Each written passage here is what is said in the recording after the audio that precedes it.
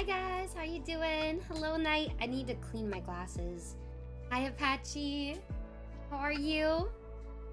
What's up broski? Good morning. Sorry for being a little late this morning, guys.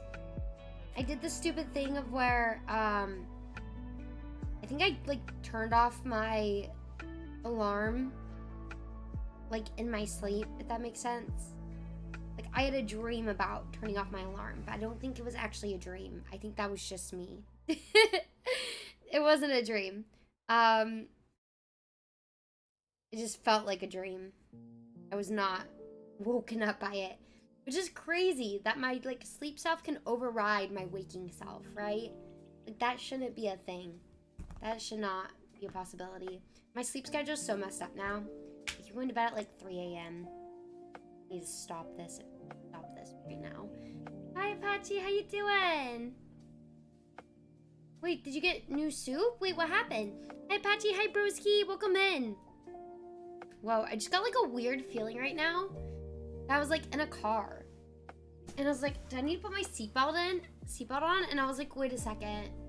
I'm at home. I'm in a gamer chair. Hi Parrot, welcome in. How are you doing? Hi Apache, hello Brenda Lorian.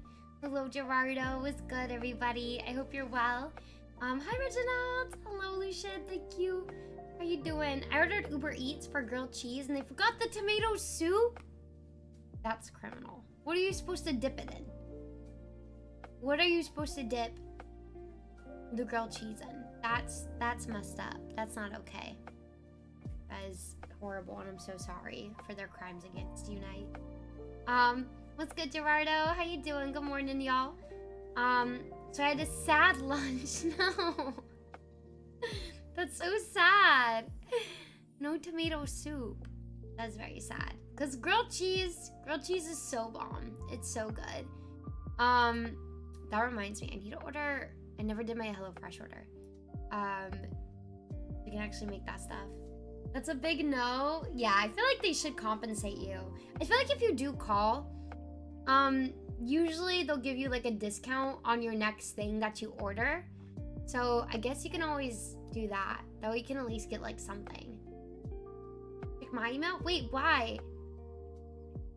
Why? Hello? What do you mean? Brethren.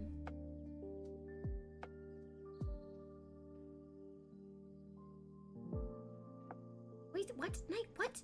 Why'd you do that? Why'd you do that? Thank you. Oh my god. Thank you so much not to do that. Thank you.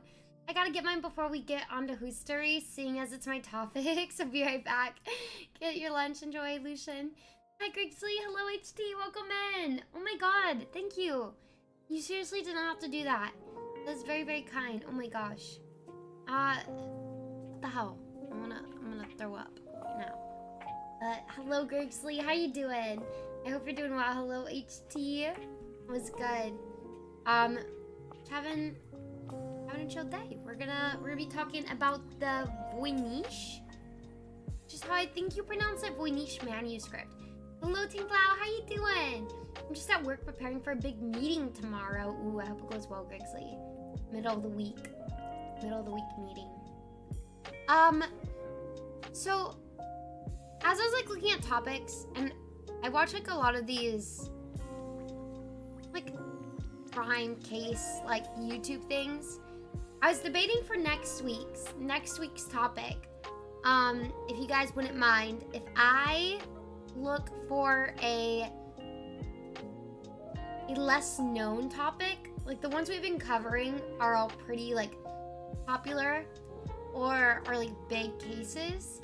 And usually we learn about it together, but I wanted to try something next week where I pick a very less known case and then kind of do a deep dive on it and then present the story to you in that way. It might be more true crime just because there's more of that, or if I do urban legend, but I feel like those are more popular.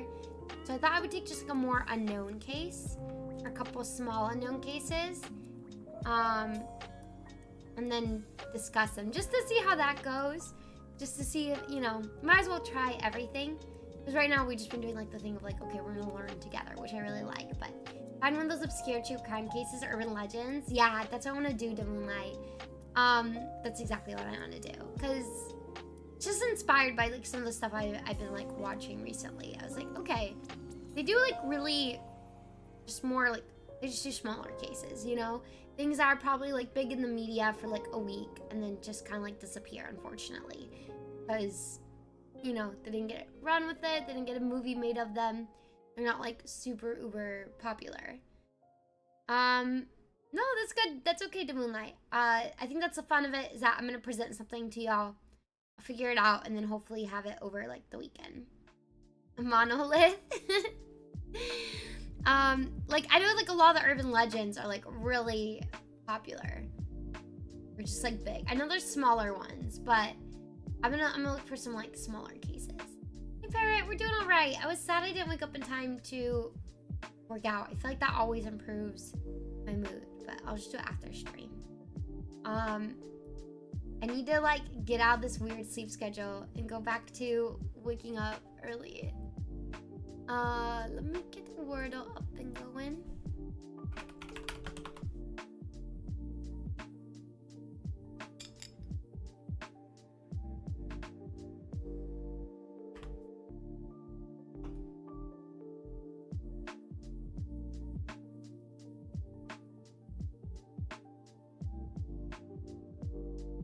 All right, let's go.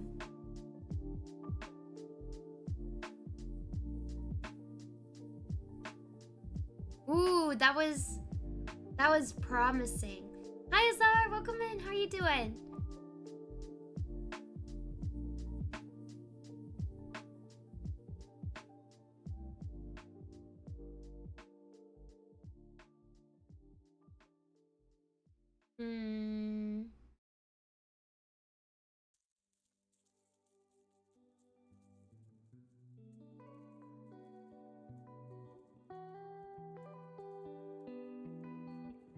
Not be it. Just helps me figure out.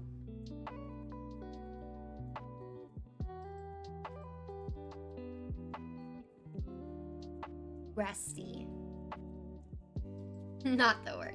Hi, Tsunami. Do you mind reading my previous message? Oh my gosh, yeah. You can always repost too. Sometimes it just goes up so fast. Hi, Din. Welcome in. It's like a book that has some unknown language that really can't be transcribed. Did you see the story about the automatic cat litter box? No. What, Grigsley? That's so scary. You always do history streams at my time of sleep. I love these kind of segments. Always miss it. Do you ever do history on your late night streams? Yes, I do, Tsunami. My Tuesday streams fluctuate between morning and evening. I kind of just, yeah. Hey, it's a word. It was a word, Jagger. It was a word. He wasn't guessing. He was just asking why I put that night. But yes, Tsunami. So like next week, we'll probably do a late night Who's Story. We'll do an evening version. But I also do post these. And I'll be posting them on YouTube. I'm gonna start like cutting these down as well. Hi Sunnyvale, how are you doing? Welcome in. I hope you're doing all right.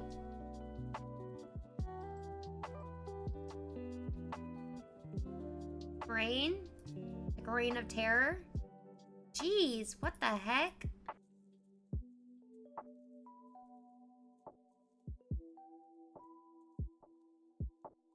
I'd say rerun, but...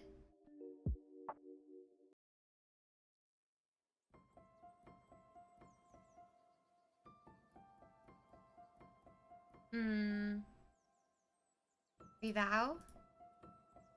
Oh. What? How you doing, Sunny? Yeah, of course, Tsunami.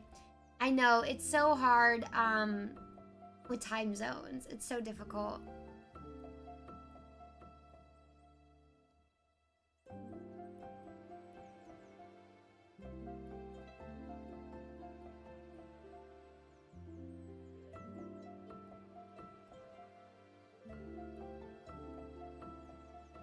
Probably a double E.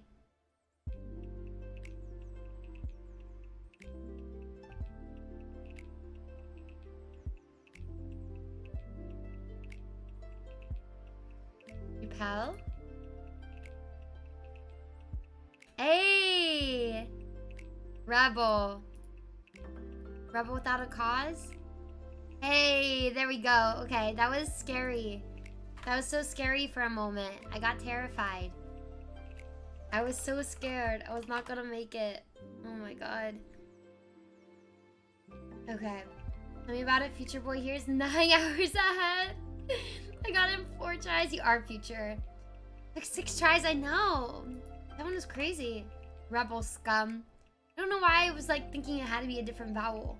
It always gets me caught up when it's not, when it's a double vowel.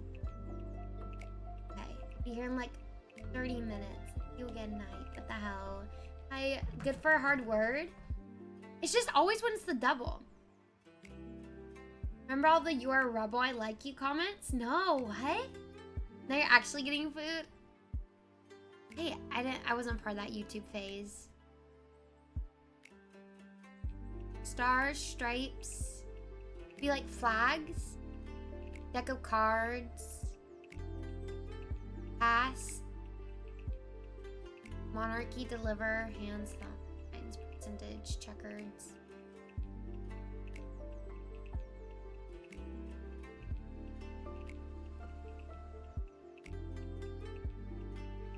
I don't think that's it. Yeah, that's not it. Or kinds.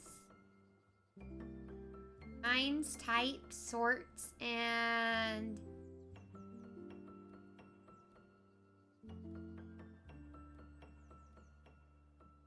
percentage? Damn, okay, it's not percentage.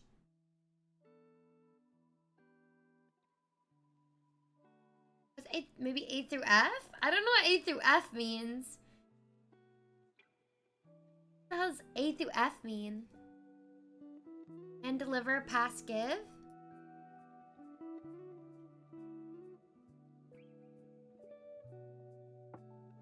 Okay, that makes sense. It's kind, sorts, types. Maybe A through F? Damn. Okay, I have to be careful. Do you do Food Guesser? Yeah, we did Food Guesser the last time you recommended it, Tsunami. That one was fun.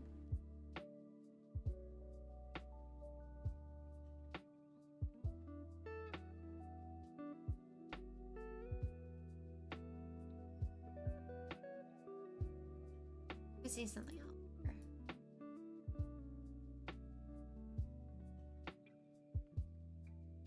Hi Purgatory, how you doing? Welcome in. Percentage, monarchy.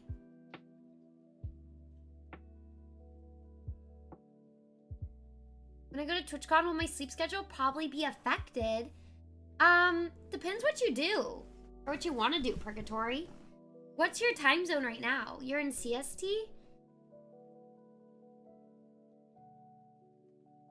Yeah. Not really. You're like, what, 2 hours ahead? You're from Midwest. No, not really. I mean, maybe a little bit, but like, you're actually gonna get more like sleep, I think, really. You'll probably be up earlier than most of us who are PTS. PST? Did I say PTS? PST. Yeah, I wouldn't say so. Yeah, that's not too much of a difference. It depends like how late you want to stay out, how late you do things, cause like there's a lot to do on like Gaslamp and stuff, but I don't know like if you're like a go out and hang out with everyone type person, or you want to go in and get some sleep. Like I'd say the first night you'll be good. You might get tired like around 10 because they're around 12 a.m. I mean, that's not an issue since I'm walking to the trolley Friday morning. You sleep at 3, then you'll be fine because you'll be going to sleep then at... No, because then that's like 5 a.m. I mean, I feel like you'll be fine. I don't think so. You'll be chilling. Maybe like the first day. Yeah, there's a lot of places to eat too that aren't chain restaurants in downtown as well as nearby neighborhoods. I recommend going down there, the nearby neighborhoods, if you don't want something so expensive. Probably stretch, but when the categories tiers, like monarchy tiers, A to F tiers, deck of cards, NHL, maybe. I'm scared to try. Like, we should do one more safe bet. Yeah, all the coffee shops.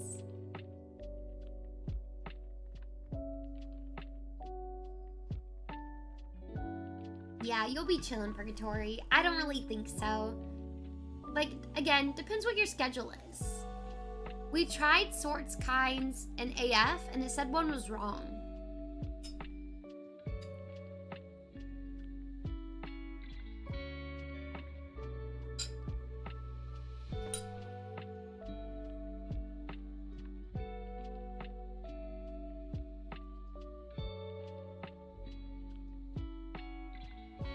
Checkers, stripes, stars, and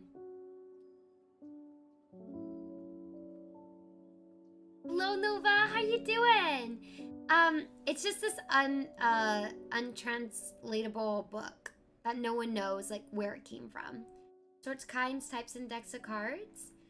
Place AF with thumbs, all sorts, kinds, all types, all thumbs.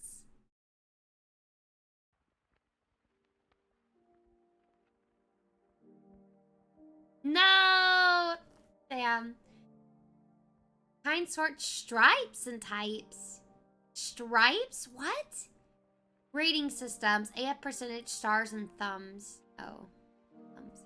What's O? A through F. Things with kind. Checkers, decks of cards, monarchy. Hi, Deretro. How you doing? Welcome in. I hope you're well. Stripes? That one was difficult. I haven't done that battle one in a while.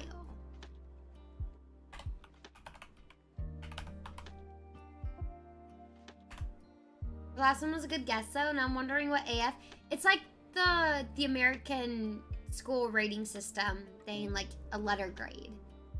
So you have A through F. Makes sense. I don't know why that took so long for me to understand. Doing work. I hope it's going well.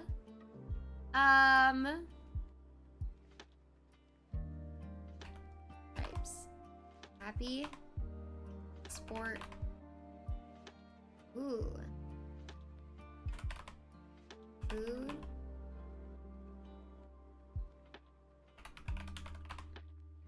Building.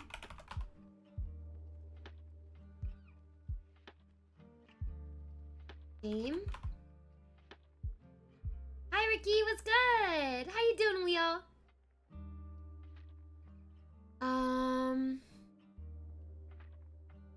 Yo. You have the line for Badget, TwitchCon is terrible? No, it's not bad. Salmon and broccoli. That didn't work. Building is closer. Arena. Space. Office. I hate waiting in line for 2 hours. Yeah, you shouldn't have to wait 2 hours.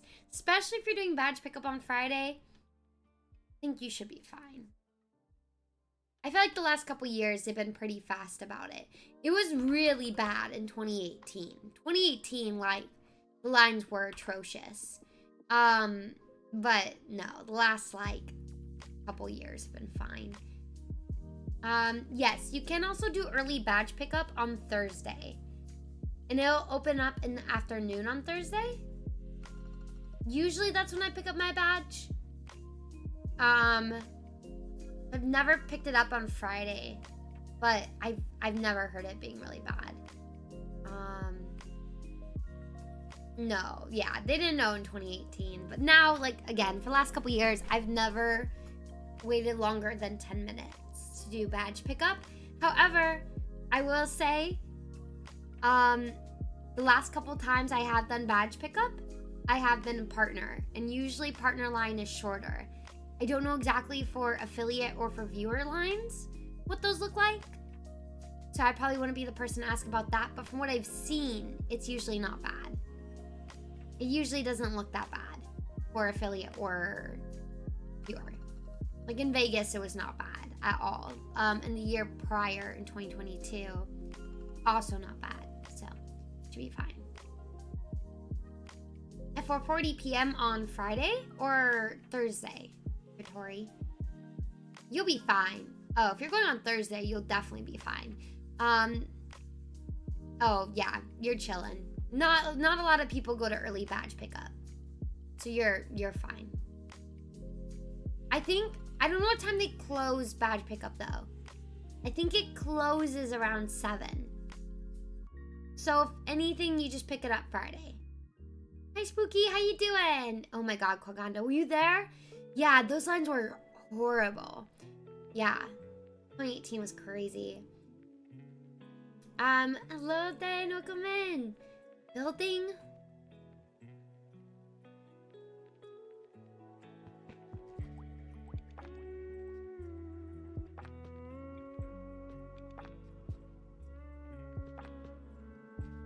Yeah, I think you'll be fine though, Purgatory. You won't wait in a long line.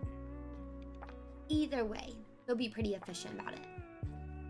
Oh my God, Ashka, it's your birthday! Happy birthday! I'm pretty local to SJ, but was glad I took a lift there because it was crazy. Oh my gosh, I got very lucky and my friends were already like close to the front of the line, but we still waited like an hour at Quagando. And they'd been there all morning. I felt so bad. Yeah, we'll get Ashkai birthday song at Architecto. I brought a fanny pack just in case. Yeah, that's smart.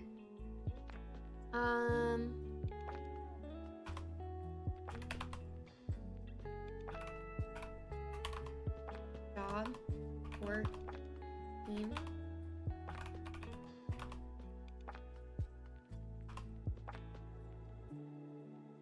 Building's still 600 away though.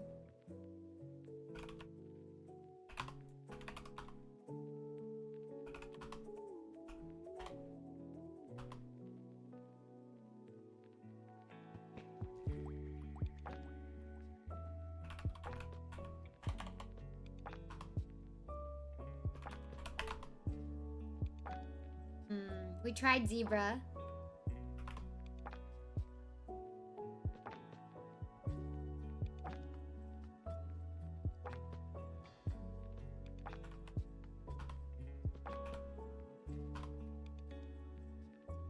Ooh, blueprint. Construction.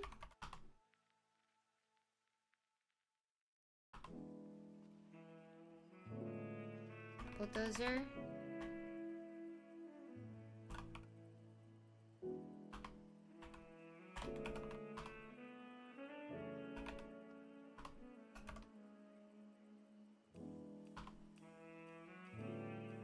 Hi Raven, what's good? How you doing? Instruction. Teacher. Guide.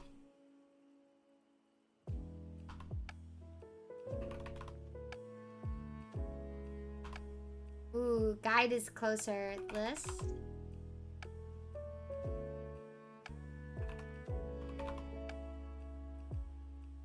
You got time off work? Let's go. That's nice. Already guessed manual.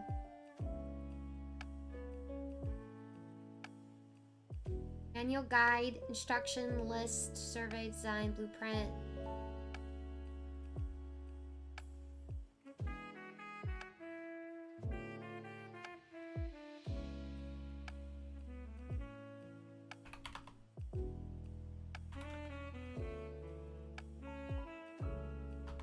Yeah, checklist. Let's go. Oh my God. So long. That one was difficult. We're struggling on these today. On all of them. All of them are difficult. Spooky, this is lo-fi hip-hop radio. I'll send it to you. Nice chill morning vibes.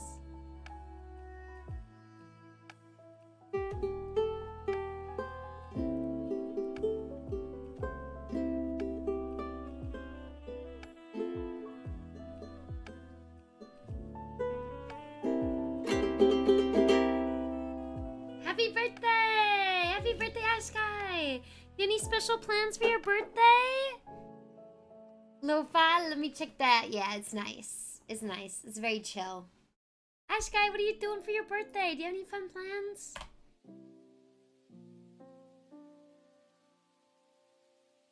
Framed. Where am I going? Like, this is gonna be difficult as well. What is this?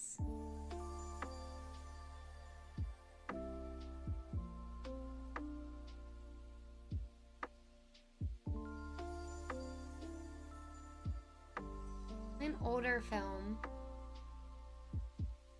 What's good, Side? How you doing? I know. Big time crown winner. Big time crown winner.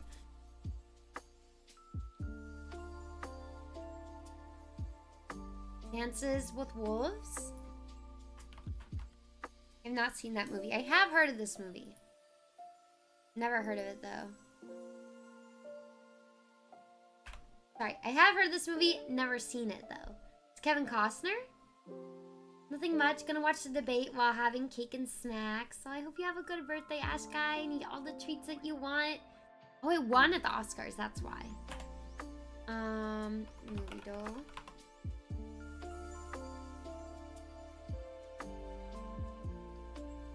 Might have to run.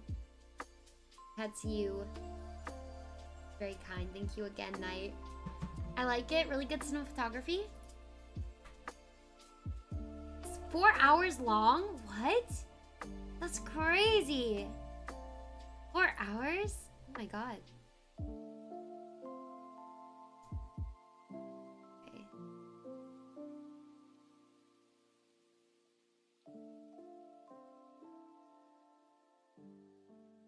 That was fast. The greatest we shall see ever since you ended stream last night. Thank you. Thank you. You should go into the history books, to be honest.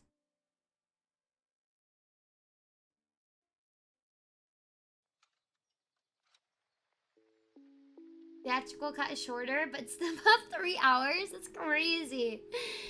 I have no idea. It looks like a fantasy movie, maybe. Try Van Helsing.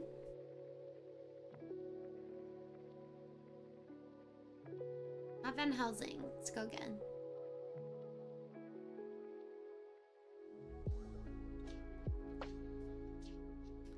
Definitely doesn't look like Monty Python. Like Battlefield Earth for a second. It's definitely Night Era. That's Robin Hood?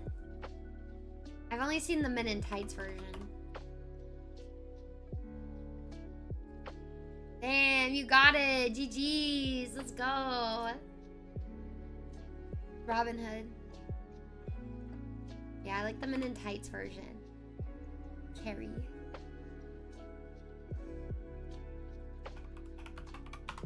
Bro is so funny.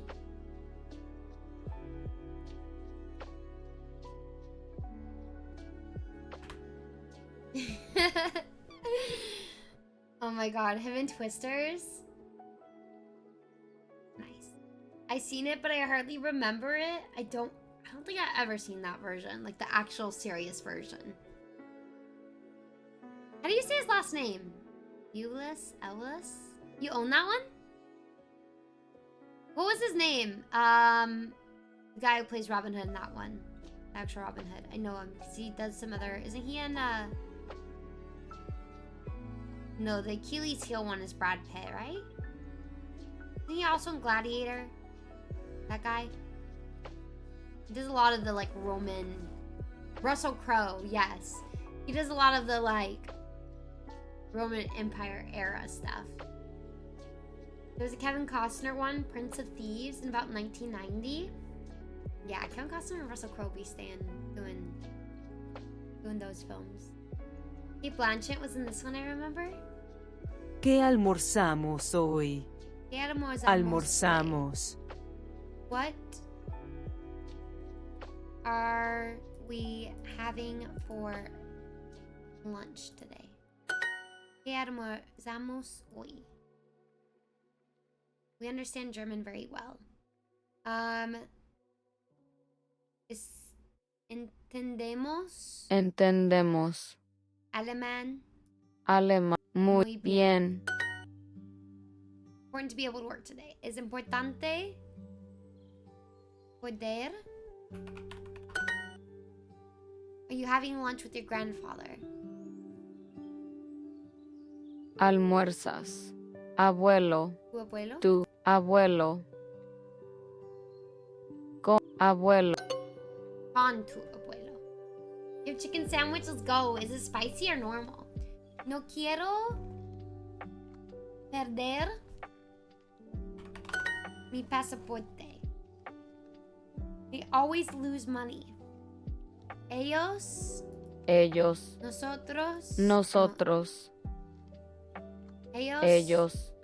Siempre Siempre pierden pierden el el dinero. We don't close early. No cerramos temprano.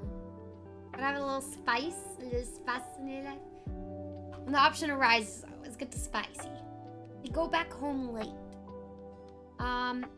Ellos poder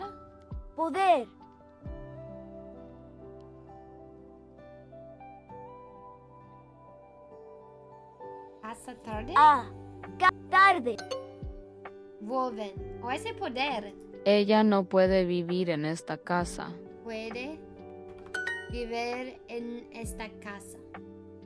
The spicy one is different. Yo nunca pruebo su arroz. Pueblos. Damn it. I'm gonna Yo lose. pruebo muchos deportes.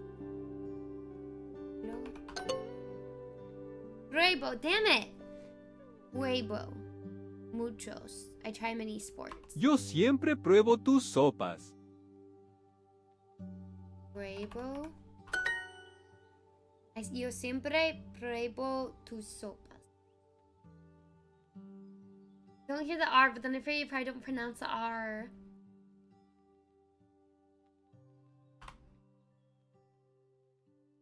Are you having lunch with your grandfather? Almuerzas Almuerzas con con tu abuelo. abuelo. Ellos Ellos vuelven. vuelven Vuelven. ¿Qué dice that?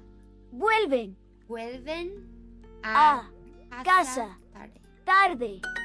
Yo nunca pruebo su arroz. Yo pruebo muchos deportes. Yeah, there we go. We did it.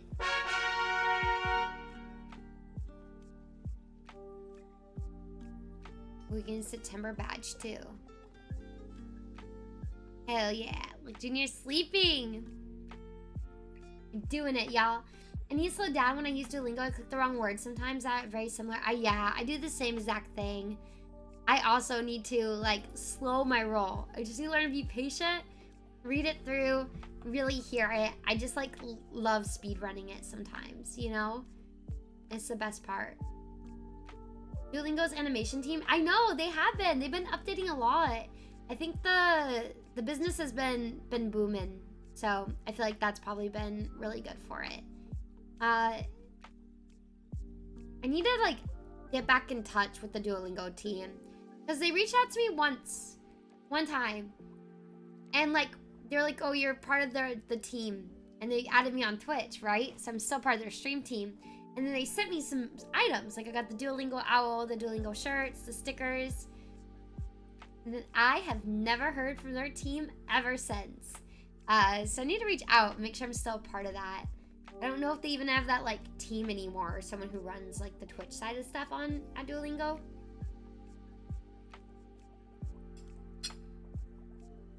The worst was I clicked off Naomi instead of Nakamura one time, way off. Damn, they wine and dined you, then they ghost you, for real. I need to reach out again. Well, because the person who added me to it, I'm not sure if it was like an official like invite. It's more of a thing of they were like, "Oh, I'm a fan of you. I see you do Duolingo. I work at Duolingo. Let me get you in." I was like, "Oh, okay." Hello, Irate. How you doing? shall see new Twitch Women's Guild leader when? When I put in more work into that guild. I don't feel like I'm the right person for that right now. I did apply when they were first starting it up. But now the guild, which is wonderful, it has grown so much. We have a lot of affiliates and partners in it, to the point where I feel like it's a little past like my ability to manage or handle. But I love being a part of it, and you know, supporting all the women in there. And I think that Meadow and Ashton High are gonna do an incredible job though this next year. TwitchCon I saw had some panels. Ooh, what do you think about going to Purgatory? Anything interesting? The bird ghosted you, but he's always hitting me up for more lessons. I know, like he's always around. Duolingo's always on his phone, but can never text me. Okay, whatever. AAPI community meetup. Yeah, dude, the community meetups will be awesome. Such a political answer. It's a political answer, but it's the truth. I would never want a position just to have the position. Like, I truly don't feel like I'm capable of handling that. Maybe like in the future. Right now, no.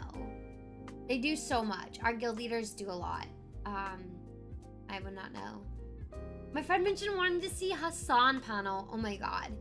If I could get into a Hassan panel or just meet Hassan,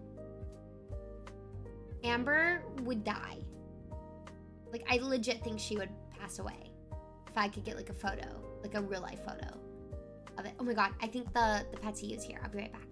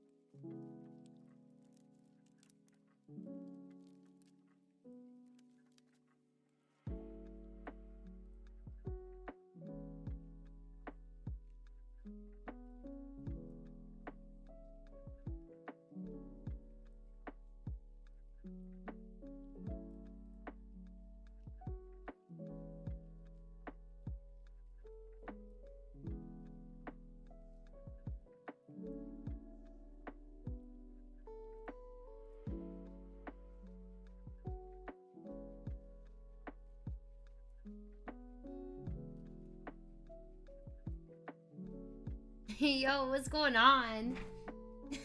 What's going on with this baby? What? F them kids. I have a brand new baby and a mother-in-law and a dog in a 1-bedroom. Oh my god, that's a lot. I'll figure something out for a couple nights.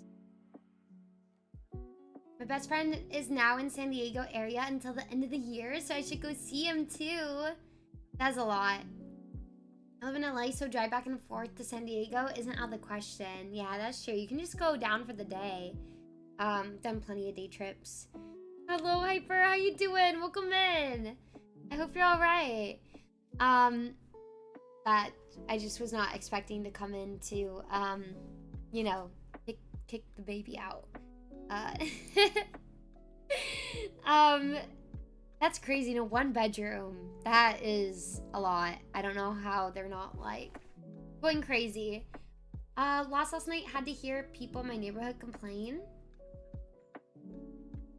Wait, Jess lost a lot? Oh, Jets. Jets lost a lot. Hi, Jedi. What's good? Hope you're doing well. Yeah, probably, Lucian. I'm gonna try to for sure. I'm trying to go to all the meetups. It's getting like crazy busy with how many things there are, which is good because last year I didn't get to really do anything. I feel like everything was like so spread out. I was only able to like go do like a few things. I don't really feel like I got to meet anyone. I went to like one women's guild thing, so hopefully being able to do a lot more. Travesty that I haven't given me a meet and greet. So what? So 10 people can show up. All right, what's up, Denny's? Let's turn up. Exactly 96. Exactly. I know I did change one of the places I was gonna like do our outside meetup wouldn't give us the tables. So I might still do it there where we just don't have tables. We can just freely walk around, which would probably be the move. But even that night, I got asked from Capcom for a meeting. So now I think I need to push the meetup to like 7:30, maybe 8, just so I can make it there on time. They want to have theirs at 6:30. I was like, oh, okay. Sure. So I was like, I should have waited just a little longer. But I know if everyone's like, pick a place. And I was like, but yeah, so I think I have to move it back. I should have probably just waited till like this next week to secure a time to give everyone. On Friday. What exactly goes on at TwitchCon? There's a lot of panels about Twitch, becoming a streamer. There's a lot of shows from like your favorite streamers. A lot of like the bigger streamers have like shows that happen at TwitchCon, like QT Cinderella, Austin Show, and all of them. There's like a show floor. Pretty cool that they extended the TwitchCon Expo 4 hours. Yeah, so if that's 7 p.m., maybe pushing the meetup to later is fine anyways. Panels and meet and greets. Yeah, I love panels and meet and greets. Fight clubs. I'm actually part of a group of interdimensional beings who possess 2% of an alien DNA connected to humanity's survival that can be traced back now to 5,000 years ago. So yeah, it's nice to be here with you all. No, I have no idea how that connects, but we appreciate you just being here. You hanging out. I downloaded the TwitchCon app, but it's not working for meet and greet. I think they were having signups for meet and greet. You can also see that all the new tech. Yeah, there's a lot of like tech things. So if you're like trying to get into streaming or you're just into like videography or whatever, a lot of companies and brands go there, like Elgato. So you could see, you know, see like what's new and upcoming in terms of tech. There's like Twitch Rivals stuff. That's all you can say? Come on, you gotta give us more tea than that. Because phones have gotten really good. Most streamers use phone setups now. Yeah. There was this IRL backpack company. I was trying to do like an IRL stream. I know. Vivi didn't make it to TwitchCon. I don't see a Who's Chelsea meet and greet on the TwitchCon app. I'm in no way. I am like be surprised if Twitch knew who I was. They want it. They'd be like, who? Who is Chelsea? We don't know her. It doesn't seem to be working for me. I don't know if anyone else has the issue. I haven't tried it. Yeah, I'm pretty sure the CEO hates me. I'm pretty sure Dan hates me. Okay? Because I ruined Christmas. Well, one, the stream together thing was just not working for me. And they were trying to promote it. So that didn't look good. Alright? And then it was like, what do you mean Santa's not real? I feel like I said Santa's not real. I thought we were over this. But I was like, you have to be 13 to have an account. Maybe people do still believe. Yeah, there's also private parties that go on. If you guys want to go to the Blurp party, that's happening on Thursday. The rest of the days, I don't know too much. I did ruin Christmas. The guy said to ruin Christmas. Yeah, he ruined it. I'm pretty sure Dan hates me. Dan has not ever contacted me after that.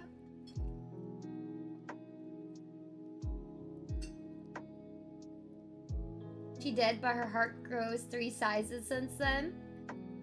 I probably only go to meet streamers. Are you going, Apache? Or are you just saying theoretically you would go to meet streamers? I feel like that's why a lot of people go. Like for me as well, like I also am like a viewer in sorts. Like there's streamers I watch that I'm like, okay, I want to go to their meetups.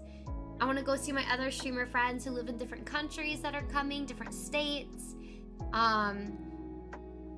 There's just like so many, you know, friends coming out that I only hang out with online. So it's like, cool. They all come to TwitchCon and it's like, oh, cool. We can hang out. I can see you. I can meet you for reals. TwitchCon is my excuse to kick it with people in San Diego. That's also a great reason to go. San Diego is just also beautiful. Like, for real, if you don't even get a ticket to Inside TwitchCon, I feel like going down for a day if you're in California and like, or just like coming out for the weekend, chilling in San Diego is so nice. San Diego is so beautiful. Who are your most watched streamers? Probably my friends. Like McDoodle, Trey, Katie, like Skylar, Michelle when she's on. This time maybe I'll be able to do other things too. I feel like this year I won't be on the show floor as much, just with how much is going on. And because I'm getting there late, which sucks. But that's why I tried to do like the 2 meet and greets as well. I miss San Diego. Next year can't come soon enough. Are you gonna try to go next year, Lander? San Diego is so beautiful. You never traveled alone on a plane before? You'll do fine, Spooky. It's just like traveling with another person. Except the only person you have to look out for is yourself. I believe in you. I have an app for checking what carriers have the best coverage, but since I get priority data, it shouldn't be an issue. You shouldn't have a problem. For sure, Purgatory. Hi, Johnny. Welcome in. Do you have like AT&T, Verizon? Is it always in San Diego? Well, no, last year they did it in Las Vegas, but it is in San Diego until 2028. Johnny, San Diego, it's gonna be nice. While you're here, tell everyone to download Ride Circuit. It's a free ride share for downtown San Diego. Free ride share. Interesting. And there's also the trolley. For sure, take the trolley. We talked about this before. We'll go over it again. All the stuff will be in the TwitchCon room. But get the trolley pass. The trolley will save you. Okay? Ubers will be uber expensive. Lyfts will be so expensive going anywhere from the convention center out. Okay, even if you can, get on the trolley, go to the next like stop or so. 2 stops, then take an Uber, okay? It's gonna save you so much money. The trolley is so nice and will probably get you anywhere you really need to be. Unless you're trying to go like to SeaWorld or the zoo. Actually, you could still take the trolley pretty close to the zoo. Legoland is a bit far. Yeah, you're technically not allowed to stream at TwitchCon, but I've seen so many people do it. So, I might rebel this year. How much is a trolley pass? It's super cheap. It's like $5 for the day. Between $2 and $5 for the day. If you just want to get like a day pass. So, maybe overall for the weekend, it's going to cost you like $15 for unlimited rides. That's if you're doing unlimited. You can also get one way. But overall, it's gonna be so much cheaper than Uber. Yeah, Legoland's about 45 minutes. Cause where's it at? It's not in San Diego. Oceanside? Oceanside, I think. So they don't mind anymore. I think they'd mind if it was like getting out of hand. I saw a lot of people stream last year. Oh, Carlsbad.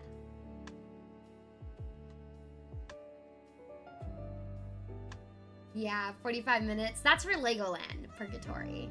That's only if you're going to Legoland, which I don't know why you're going to Legoland. At TwitchCon.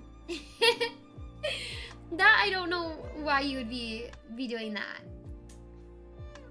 Carlsbad has some good breweries. How you doing, Landa? I'm doing alright. Thank you for asking. Hi, Ben. Does your phone have unlimited priority data? I have no idea what that means, Purgatory. I'm gonna be honest. Mine have unlimited data, but then it caps at a certain point, and then they block how much data you're using. I don't know anything about the alcohol scene. I don't drink. Our meetup, though, is gonna most likely be at a brewery. Only for the thing that a lot of the restaurants there, like, you have to sit down and, like, eat. They don't have, like, big, like, Taco Bell type things. I wanted to keep it, like, you could get food if you want to get food.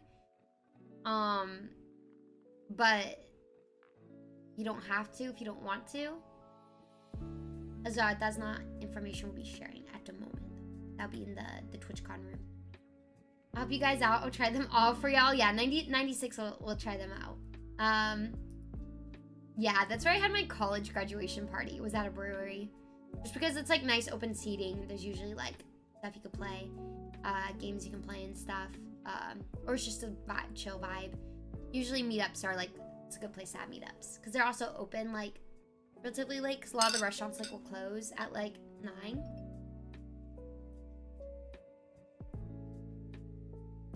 North Park is just outside downtown, has a bunch of breweries and restaurants, all kind of cuisines, do you mean? Also, if you guys are looking for food midday, Liberty Park. You guys should check out Liberty Park.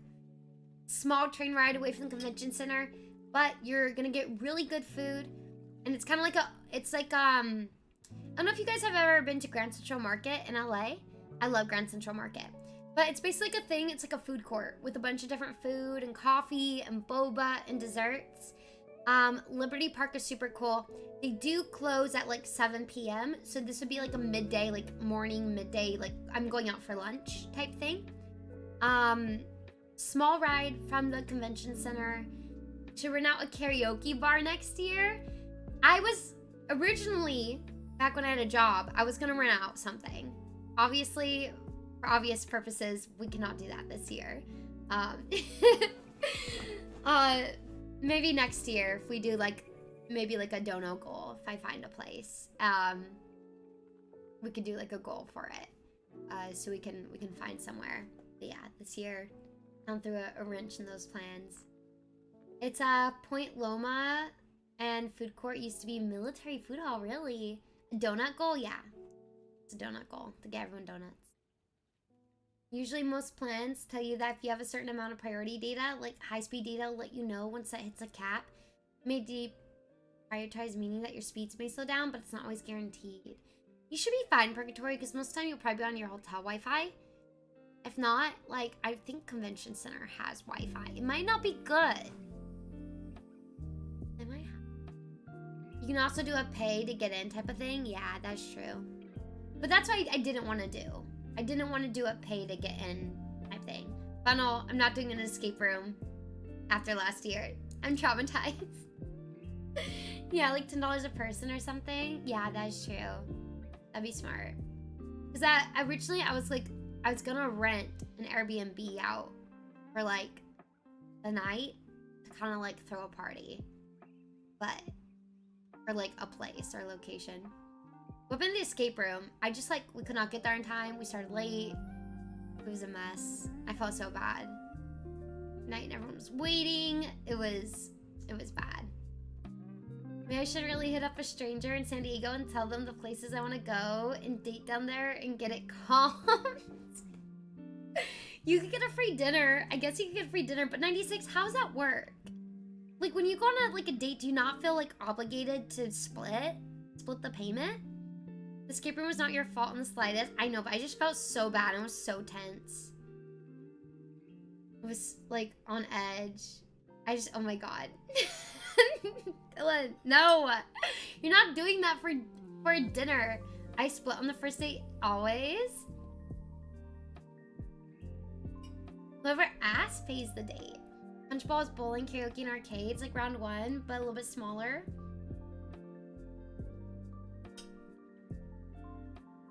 Punchbowl, some friends recommended Punchbowl to me as well.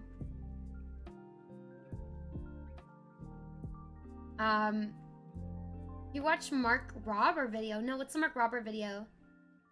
I've heard all my life that man doesn't pay for the date. He deserves death. I don't know. I feel like it's different now. I feel like that conversation is different. I feel like some people still expect it. But for the most part, I think if you're going out and you're getting coffee. Because I don't imagine you're going to get dinner on a first date. I imagine you're going to get coffee or something small.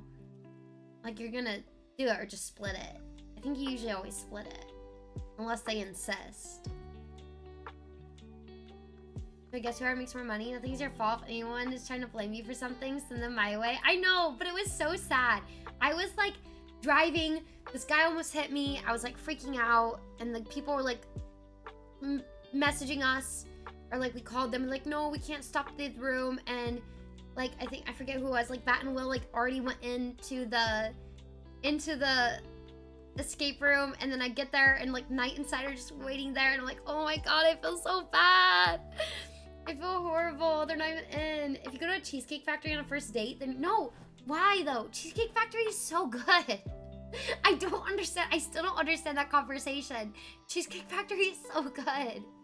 I love the Cheesecake Factory, but that is expensive. It is really pricey. I feel that's a little pricey. Can we go to Taco Bell? I don't know. Still a heavily forced thing, unfortunately, that males should pay, as people don't want to change and accept that it's okay to be independent. If they insist, then sure. But for the most part, yeah, you split it. So I don't see how you're gonna end up getting free. What I'm trying to say for 96 is I don't see how you're getting free dinner out there in this climate, okay? It's just good coverage at stuff at Cheesecake Factory. I'd rather show them the little spots and make that city cool. A waitress at Cheesecake Factory once told me that all the food comes in plastic bags, and that just didn't sit well with me. Yeah, that would check out, all the pasta and stuff. Yeah, I did think you hated me, Side. I don't know. But then I just realized you were hated. I don't know. Everything comes in plastic. What do you mean? It's gonna get... What's it called? I don't know. I don't know the word anymore. Gotta be charming to get the free dinner. It's okay. Not all of us can be that good. Great. Teach us the ways. Wait. Okay, hear me out. we do a challenge, right? We all set up, I don't, never mind. This is going back to the Valentine's thing. We all set up a profile, right? This is bad. Okay, we don't do this. We all set up a profile in San Diego, okay? And we make it a challenge to see who can get a free dinner or free like coffee, like a free date while we're out there, okay? It was just uncomfortable with that lady and Michelle. Yeah, it was. I don't know. I don't know, cause she told us she would push it back. I need a profile. If I can get that no profile, that's harder. We're just picking. No, we're not hooking up. 96. That's not what we said. We said free dinner. This is wholesome. This is family friendly. This is family friendly. Oh my gosh. No, this girl at this escape room was like really mean to Michelle, and like we had called and we're like, hey, can we get this? And they asked us if they can move it up, whatever. And we called and like, oh, can we move it back? And they're like, yeah. And then they didn't. And then they were starting earlier. And we needed that extra like 15 minutes. Oh my God. Who needs a profile? Okay, fine. We try it without a profile. I don't know how to do that though. They're hooking up with free dinner is all he meant for himself. I don't know. Hi Chris, how you doing? But that's how we get dinner gets free. No, 96. Why can't they just do something nice? 96. We need to talk. We need to have a talk. Okay. 96.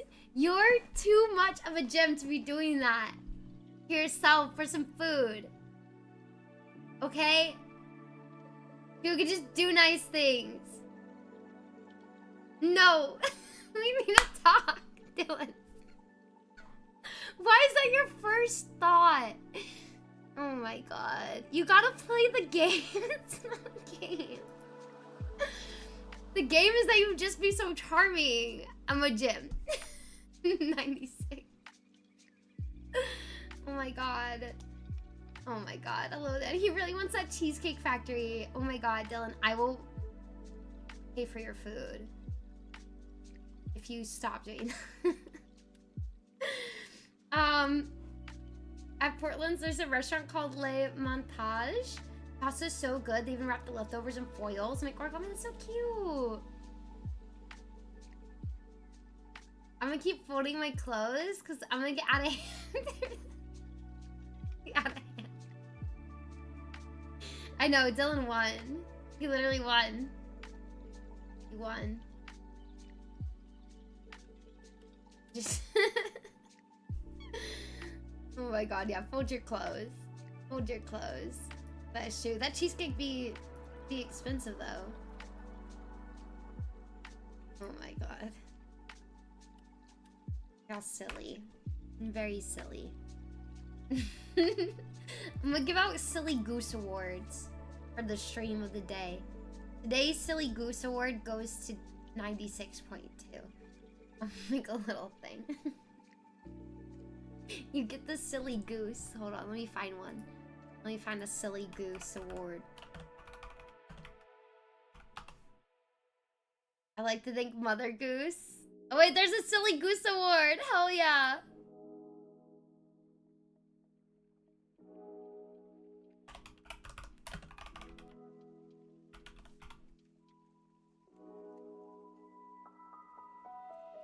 It's in here.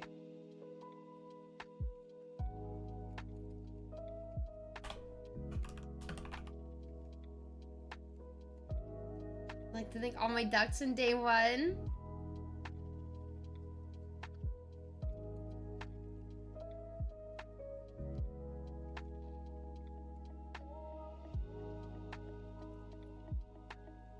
Silly Goose Award. This Silly Goose Award goes to 96.2.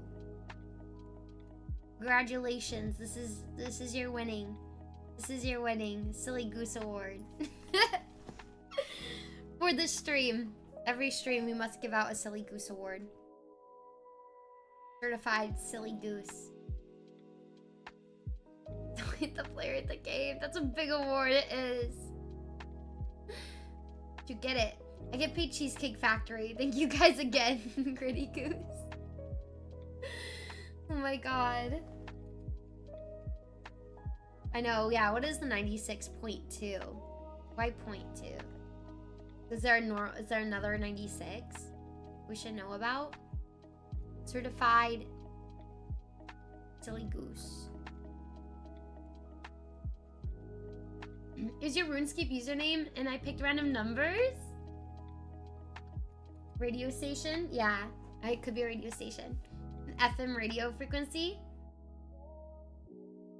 Okay. The Voynichj manuscript, which I hope I'm pronouncing correctly. I like new people. Hi, Kenny. Welcome in. How you doing? I hope you're well. I would think that 96 is the body temperature and that Dylan is just telling everyone he's hot. Damn, that would be on brand for him. That would be on brand. Oh my god. This is a jazz station back in Trinidad. That would be. That'd be on brand. 96, you should just tell everyone that. Emo, why does 96 get an award? They already have 2 points. Isn't that enough? That's actually, hey, you want to go to Cheesecake Factory? Hey, there's a Cheesecake Factory right near the convention center. Oh no, it's an old spaghetti factory. Not a Cheesecake Factory. It's a factory. There's a factory with noodles, with pastas. Czar's my DJ name that I came up with when playing Black Ops 3. Is it like when the names come to you, right?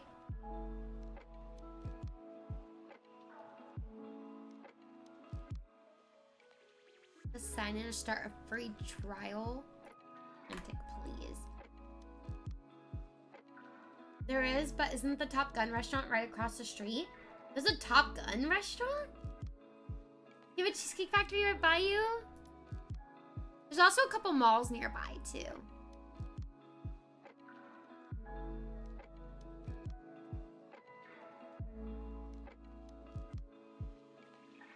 Okay. Let me pull up the photos real quick.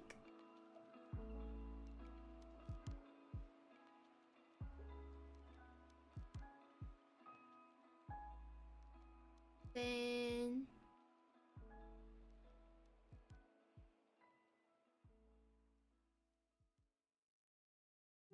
okay, there we go. Cheesecake Factory in Colorado was 2 hours away and considered fancy. If you brought a date there, you were rich. Dude, I went to Cheesecake Factory the other night, like last weekend. And I was looking at the menu and was like, $30 for pasta? So me and Michelle split some avocado egg rolls. And that was so like, why is it so expensive? That's crazy for Cheesecake Factory. For Cheesecake Factory. Are you kidding me? Oh my god. Brethren. You are obsessed with Cheesecake Factory. Hi, Duty Beard. Welcome in. How you doing? Duty, are you gonna be at TwitchCon? I get to see you there? Dude, I'm telling you, Cheesecake Factory is good. It is so good. Yes, of course. Let's go, guys. If you have not checked out Duty Beard, you should go give them a follow. Thank you so much, Night, for getting that shout out. Duty is a wonderful streamer, wonderful IRL streamer. You're playing Fall Guys? I play Fall Guys. Oh my god, where their food is, Duty Beard is. That's so real. That's so real. Thank you so much for that follow. I appreciate it. I hope you're doing well. I hope you're doing fine. What have you been up to? We're just going to be talking about the Voynichj manuscript. We're also talking about, I don't know what we're talking about. I don't know how to explain what we're talking about here. I never know. But now we're talking about the Voynichj manuscript. This is this old like book that basically someone found and no one knows how to transcribe it. There's theories about what it's about, but it has like some unknown language about it. So we're gonna take a look at like the photos here.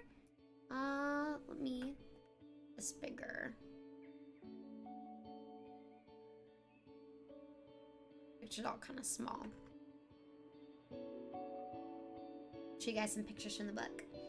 Say the truth of what we were discussing. Okay.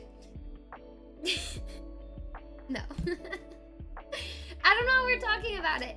We're talking about whether or not, like, you split, like, the bill on a first date.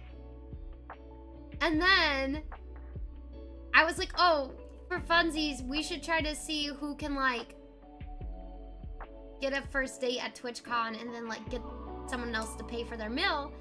And 96 was like, yeah, you just go home with them. And we're like, no, we're not advocating for that. And so because of that, he won the Silly Goose Award, being a silly little goose. Anyways, I don't know how we got on that topic. I don't know. I've seen a couple videos about it. It's super interesting. And that's your award for the day. Okay. So these pictures suck. If this picture will be better. Yeah, the picture's better.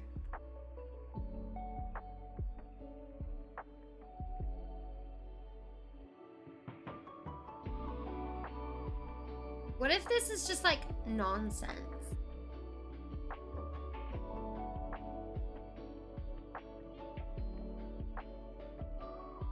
Okay. I think it's common courtesy if a person asks on the date they should pay, and if there is a second date, then it's a split. They just explain how we got on that topic. It was quite a detour, but part of the course here. It's a good summer. As long as you're being safe out there. Okay. All right. So we're going to talk about the Voynichj manuscript. Here are some images of it. This is the language written in it. Has some fun little photos in it as well.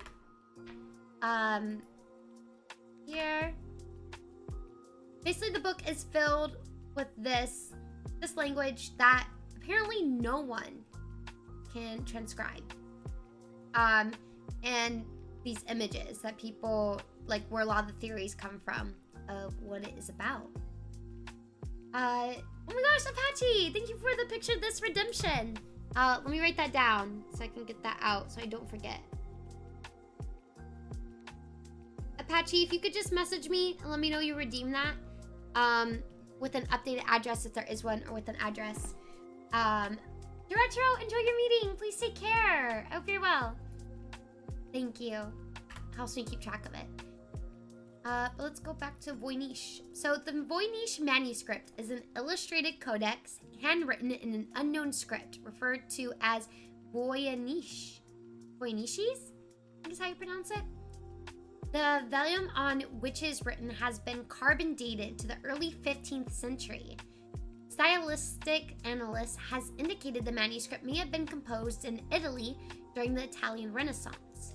While the origins, authorship, and purpose of the manuscript are still debated, hypotheses range from a script for a natural language or a constructed language, an unread code, cipher, or other form of cryptography. Cryptography, or perhaps a hoax. Reference work, folkloric index or compendium, glossolalia, or work of fiction, science fantasy, or mythopoeia, metafiction, speculative fiction, currently lacking the translations and codex needed to both properly entertain or eliminate any of these possibilities. Yeah, so we're just gonna read through this a bit more. We're gonna watch some videos on it and then talk about our theories on it. What do we think it is? What could be the most, was the most stable theory for it? Kinix, how you doing? Thank you so much for using your Prime. Thank you for 40 months. I appreciate that a lot. Thank you so much. Welcome in. Talking about the Voynichj manuscript. Let me bring up a photo.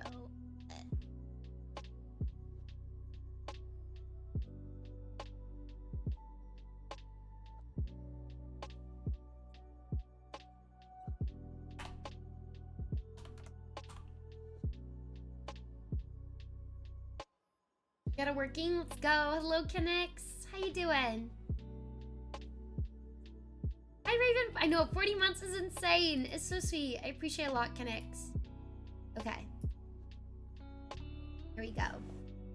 Now you can look at it. The Voynichj symbols code for Arabic and equivalency table between Arabic letters and Voynichj characters is developed. A large section of Voynichj texts are translated.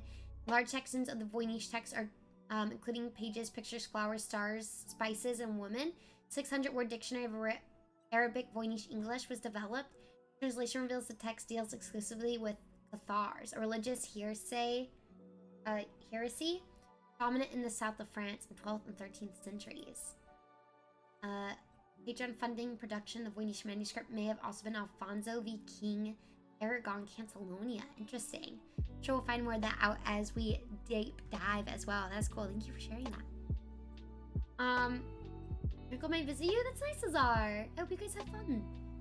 Eating gushers, dude. I've not gushers in so long. What the heck? I've not even heard of gushers. That like brought back so many memories. Okay. So this is from the University of Yale, where we are getting a lot of this information here.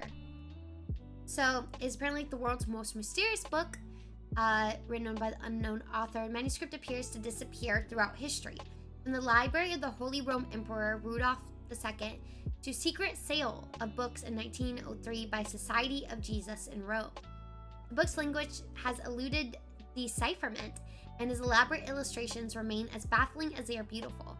For the first time, this complete with elaborate folding sections allow readers to explore this enigma in all its stunning detail, from its one-of-a-kind Voynichj text to its illustrations of otherworldly plants, unfamiliar constellations, and naked women swimming through fantastical tubes and green baths. Get a whole gushers conversation in LA or the cruise about them being good. Oh, thank you, Nova. Thank you for stopping by. I know a store at the Venetian that sells very rare books. Whoa, really connects. In Vegas? It's by Fletcher Crowe, PhD, Department of History. Bethune-Cookman University. Where's Bethune-Cookman University?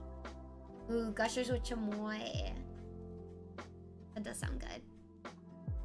In Britain and Central Europe at the end of the 15th or during the 16th century, the origin, language, and date of the Voynich manuscript, named after Polish-American antiquarian bookseller Wilfred M. Voynich, who acquired it in 1912, are still being debated as vigorously as its puzzling drawings and undeciphered text. Described as a magical or scientific text, nearly every page contains botanical, figurative, and scientific drawings of a provincial lively character, drawn in ink with vibrant washes in various shades of green, brown, yellow, blue, and red. Based on the subject matter of the drawing, the contents of the manuscript fall into 6 sections. 1. Botanicals, containing drawings of 113 unidentified plant species. 2.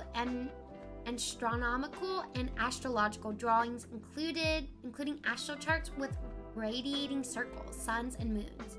Zodiac symbols such as fish, Pisces, and bull Taurus, and an archer, Sagittarius. Nude females emerging from pipes or chimneys, and courtly figures. 3. A biological section containing a myriad of drawings of miniature female nudes, most with swelled abdomen. Oh my god, never say that word. Abdomens. Immersed or wading in fluids and oddly interacting with interconnecting tubes and capsules. An elaborate array of 9 cosmological medallions, many drawn across several folded folios, and depicting possible geographical forms, and 5 pharmaceutical drawings of over 100 different species of medicinal herbs and roots portrayed with jars and vessels in red, blue, and green, and continuous pages of text, possibly recipes with starlit flowers marking each entry in the margins. Yeah, from what I've heard, myriad. Need to learn how to pronounce words. Hi, Downgrade, welcome in. She only like gummies? The wet inside, interesting. I guess that is Gushers, but is that only Gushers? Gushers alright. They're like pop rocks. It's fun every once in a while. I've heard of this before as being like, people believe it was like a scientific book at the time, or scientific theories. Fruit roll-ups are really good. I do like fruit roll-ups. How was work? How did it go today? Were you doing your new job today? Okay, so this is history of the collection. Like its contents, the history of ownership of the Voynichj manuscript is contested and filled with some gaps. The codex belonged to Emperor Rudolf II of Germany, Holy Roman Emperor between 1576 and 1612, who purchased it for 600 gold ducats and believed that it was the work of Roger Bacon. What's shaken bacon? It's very likely that Emperor Rudolf acquired the manuscript from English astrologer John Dee, 1527, and passed away in 1608. Dee apparently owned the manuscript, along with a number of other Roger Bacon manuscripts. In addition, Dee stated that he had 630 ducats in October 1586, and his son noted that Dee, while in Bohemia, owed a bookie containing nothing but hieroglyphics, which bookie his father bestowed much time upon, but I could not hear that he could make it out. Emperor Rudolf seems to have given the manuscript to Jacobus or de Finesse?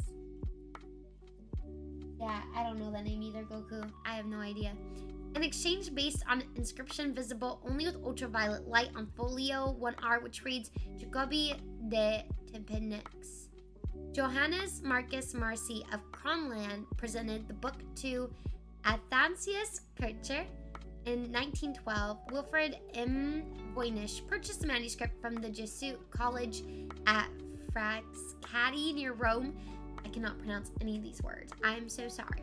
In 1969, the codex was given to Benecke Library by H.P. Krauss, who had purchased it from the estate of Ethel Voynich, Wilfred Voynich's widow.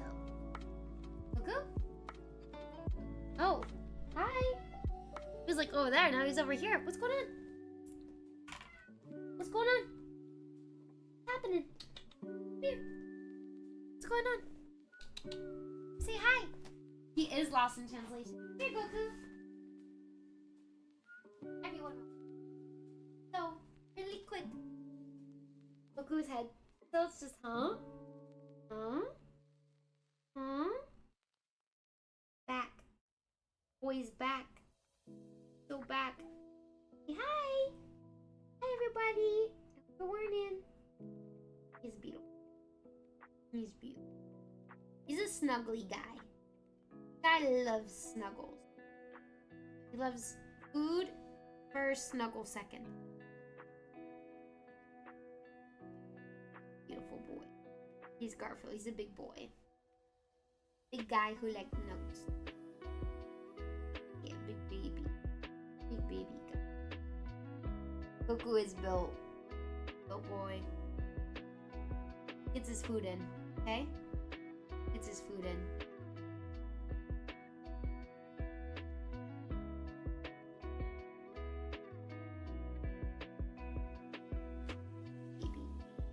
Baby.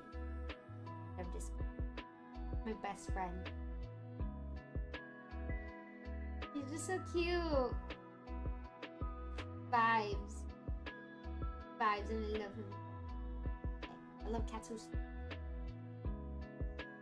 oh.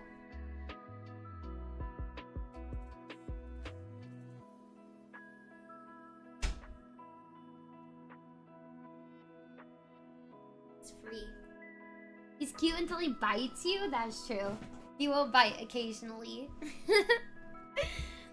Let me put in some. Took it easy on me today. Nice. Let's go. Okay. We're going to watch a video about this. Hopefully that describes it better, and hopefully the people in the video can actually pronounce their words. Let's see.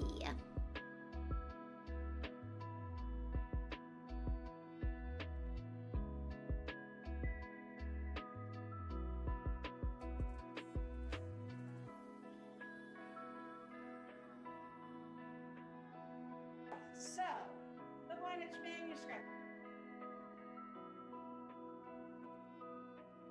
don't know if you guys want to watch the Yale, the Yale lecture.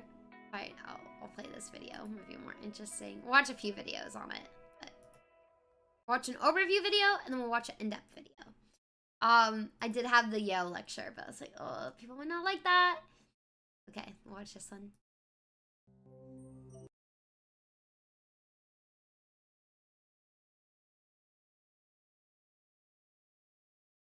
Closed captions, slay. Okay. I know that's too loud for you guys. Deep inside Yale University's Voynichj Rare Book and Manuscript Library lies the only copy of a 240-page tome. Recently carbon dated to around 1420, its vellum pages feature looping handwriting and hand-drawn images seemingly stolen from a dream. Real and imaginary plants, floating castles, bathing women, astrology diagrams, zodiac rings, and suns and moons with faces accompany the text. This 24 by 16 centimeter book is called the Voynichj manuscript, and it's one of history's biggest unsolved mysteries. The reason why? No one can figure out what it says. Have you heard of this book? The name comes from Wilfrid Voynich, a Polish bookseller who came across the document at a Jesuit college in Italy in 1912. He was puzzled. Who wrote it? Where was it made? What do these bizarre words and vibrant drawings represent? What secrets do its pages contain? He purchased the manuscript from the cash-strapped priest at the college and eventually brought it to the US, where experts have continued to puzzle over it for more than a century. Cryptologists say the writing has all the characteristics of a real language, just one that no one's ever seen before. What makes it seem real is that in actual languages, letters and groups of letters appear with consistent frequencies, and the language in the Voynich manuscript has patterns you wouldn't find from a random letter generator. Other than that, we know little more than what we can see. It's from Lord of the Rings. The letters are varied in style and height. Some are borrowed from other scripts, but many are unique. The taller letters have been named gallows characters. The manuscript is highly decorated throughout with scroll-like embellishments. It appears to be written by 2 or more hands, with the painting done by yet another party. Over the years, 3 main theories about the manuscript's text have emerged. The first is that it's written in cipher, a secret code deliberately designed to hide secret meaning. The second is that the document is a hoax, written in gibberish to make money off a gullible buyer. Some speculate the author was a medieval con man, others that it was Voynich himself. That'd be crazy. The third theory is that the manuscript is written in an actual language, but in an unknown script. Perhaps medieval scholars were attempting to create an alphabet for a language that was spoken, but not yet written. In that case, the Voynich manuscript might be like the Rongo Rongo script invented on Easter Island, now unreadable after the culture that made it collapsed. Though no one can read the Voynich manuscript, that hasn't stopped people from guessing what it might say. Those who believe the manuscript was an attempt to create a new form of written language speculate that it might be an encyclopedia containing the knowledge of the culture that produced it. Others believe it was written by the 13th century philosopher Roger Bacon, who attempted to understand the universal laws of grammar. Or in the 16th century, by the Elizabethan mystic John Dee, who practiced alchemy and divination. More fringe theories hold that the book was written by a coven of Italian witches, or even by Martians. Aliens. After 100 years of frustration, scientists have recently shed a little light on the mystery. It's the same aliens that the first breakthrough was the carbon dating. Also, contemporary historians have traced the provenance of the manuscript back through Rome and Prague to as early as 1612, when it was perhaps passed from Holy Roman Emperor Rudolph II to his physician Jacobus Sinapius. In addition to these historical breakthroughs, linguistic researchers recently proposed the provisional identification of a few of the manuscript's words. Could the letters beside these 7 stars spell Tarun, a name for Taurus, a constellation that includes the 7 stars called the Pleiades? Could this word be Centauron, for the centurion plant in the picture? Perhaps, but progress is slow. If we can crack its code, what might we find? The dream journal of a 15th century illustrator? A bunch of nonsense? Or the lost knowledge of a forgotten culture? What do you think it is? Interesting. Aliens. Done. Case closed. It was aliens. Alien book. Trying to figure out what earthly knowledge means. Secret society. I think like the secret society stuff is fun. I do like the theory of, okay, maybe it's just someone trying to figure out like an alphabet for a language spoken but not written yet. So they were trying to figure out like the alphabet at the time. Just because this would be at a time that some languages would be new. It changed that there were naked women in a bath together. Are we sure this guy who wrote it wasn't a perv? I know. Yeah, are we sure he just wasn't strange? Just making up some weird stuff. Sure, blame the aliens. Why not? They're the easiest target. Exactly. We need someone to blame. Just blame them. We also don't know if it was a man who wrote it. I think people just assume that like women at the time were incapable of doing anything, obviously. But yeah, we don't even know the gender. Are we gonna leave it to this bacon guy? Bacon man? Oh, it's shaken bacon? He's probably like 2 degrees away from Kevin Bacon. Oh my gosh, Kenix, I've gotten told that like before once or twice. That could be like a younger version of Jennifer Love Hewitt. It shows a lot of astronomy and horticulture. I mean, we all knew some guy in high school and thought he had cool ideas for fantasy and sci-fi, but they were just not it. Maybe he's the first hipster. Yeah. It's a good conspiracy theory. Okay. A longer video about it. I like to think that when the book's finally translated, it would turn out to be the 15th century equivalent of an end user license agreement. It's gonna be like, we're here to contact you about your car's extended warranty. That's what it's gonna say. The first pick me. Oh my god. No way. An ancient prank. It's just a prank, bro. Just a 15th century prank. Just doodling. Bro was just doodling.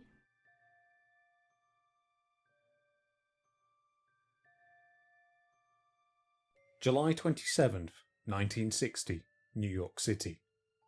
I like his accent. Ethel Voynich, writer and musician, dies at her home at 450 West 24th Street. Yeah, get your aged popcorn. 96. Best known for her we have 1897 Thank debut you, novel, The Nick. Gadfly. She left behind no children or close relatives, having outlived her husband by 3 decades.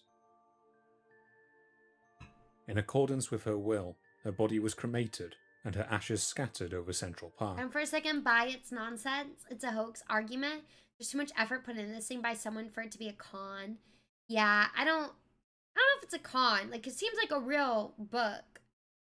I do like the thing of like, okay, maybe it's like the Easter Island language where that group community fell, so no one just speaks that language anymore, so no one knows how to translate it just because it's a lost language. The first troll.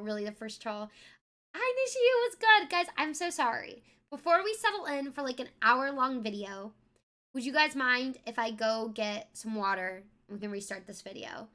Let me just go get a water. Then we can all get our water, get our snacks. We can settle in for our little documentary. I know, Red Canyon. I'm so sorry. I'm so sorry. I just want to get some water. Please. I need the water to survive. I know where I stand. You can hear and I leave. You leave. Exactly. There we go. I lived our husband for 3 decades now. I should get some free food. Hell yeah. Yeah, get your food. Get your food. Get your snacks. Get your waters. And settle in. Okay, get your drinks and your snacks. I'll be right back.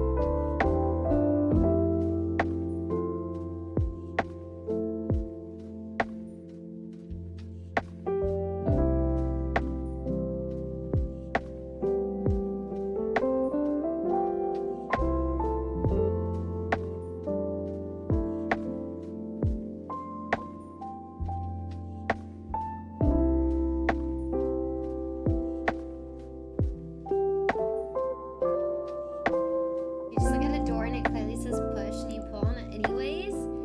Yeah, that happens a lot. I do that a lot. I can't read. I can't read. Okay, let me go back to the video or restart.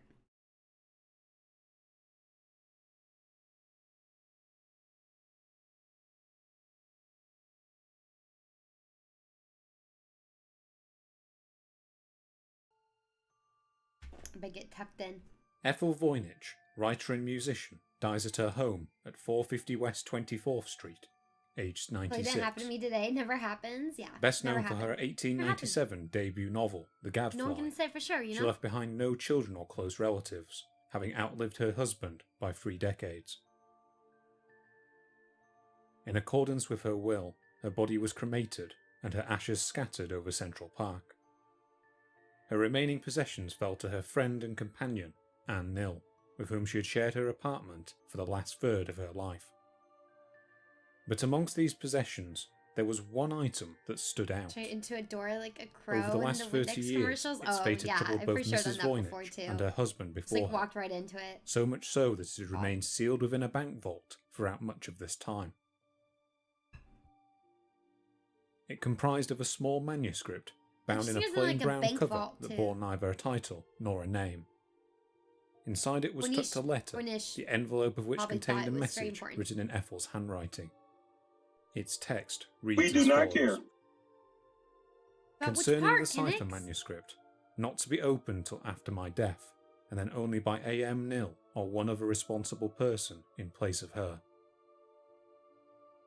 At first glance, the manuscript in question appeared unimportant.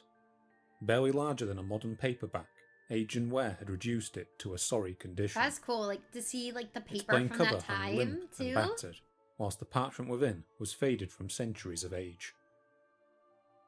In places, burrowing insects had dug small holes through its leaves, whilst its edges bore labels, stretch marks, and other blemishes left by its prior owners.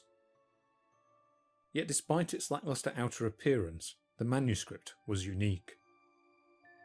Beneath its drab cover lay page after page of meticulously drafted writing, transcribed in an Thank you for the unknown hydration language. reminder, Kinix. Along with these writings lay dozens of bizarre and often unidentifiable sketches, which in turn had been roughly daubed with paints of red, green, yellow, and blue. It was this combination of unreadable text and strange imagery that compelled Ethel's husband, the bookseller and former revolutionary Wilfred M. Voynich, to keep the manuscript within his possession for so long. Bro was like, The I rest got of his some. life, he would I attempt to got some. decode it, hoping that by doing so he might entice a buyer to pay the astronomical sum he demanded. Between Ethel and himself, Like, I the don't know what manuscript this remained says. in the It says, Voynich's give me possession for over half a $1,500 century. right now. Yet within a year of Ethel's death, its new owner would sell it on for a small fortune. Damn. The buyer in turn hoped to resell it at a profit. But as with the Voynichs before him, this goal eluded him. Yeah, By dude with the a end of small the profit decade, probably he made had out given better up. than most of these people holding on In to 1969, he donated the book to Yale University, where it has remained the object of study by linguists and cryptographers alike. The arrival of the internet in the late 90s would bring the manuscript to the attention of the general public, and over the last 2 decades, interest in its content has only increased. In that time, large numbers of conspiracy theories have grown up around it, Be cool to whilst actually go dozens see of this more on reputable display. observers have volunteered their own conclusions as to its content and origin. Yeah, it looks like a video game. In 2019 alone, Looks like 2 a video more game menu for academics the have come 90s, for forward sure. with claims of having solved the manuscript, though their findings have been met with dismissal Solved. by the wider Voynich community. Despite these repudiations, interest in the manuscript only That'd continues be to really cool to increase, see in person. as observers both serious and casual attempt to answer just one question. Knew the manuscript when you designed What does alphabets the for Lord of the Voynich Rings. Yeah, it manuscript does look say? sort of similar, right? Let me see. Could have taken inspiration for sure. I could see that. Yeah, 'cause it's crazy like how it does look elvish. Could be some person's class notebook with doodles on it just to keep themselves from being bored in class. It could be. It does seem to For like nearly have 600 botanical. years, the Voynich about manuscript has lain plants, for sure. undeciphered. In that time, both amateurs and professional cryptographers alike have attempted to decode the strange language that lies within. During its long history, You can go it VR has and drawn turn the the pages attention of yourself. Renaissance Many alchemists, people have announced turn they of the decoded century it, but no one has been able to revolutionaries, give and instructions on leading how to translate it cryptographers that it can be of both followed. world wars. Throughout I this don't know if time, it's like really its a cipher has cipher. remained stubbornly intact, resisting both traditional code-breaking efforts and sophisticated computer analysis alike. Why make a cipher at that time? So what is the Voynich manuscript? Unless there's knowledge they didn't want On them face to know. value, it appears as a small medieval codex, containing around 240 pages, whilst perhaps another 30 are now lost. These pages are roughly sorted into 18 quires, and are covered in carefully plotted text. Illustrations also appear in large quantities throughout the manuscript, and several folios contain fold-out pages for this purpose.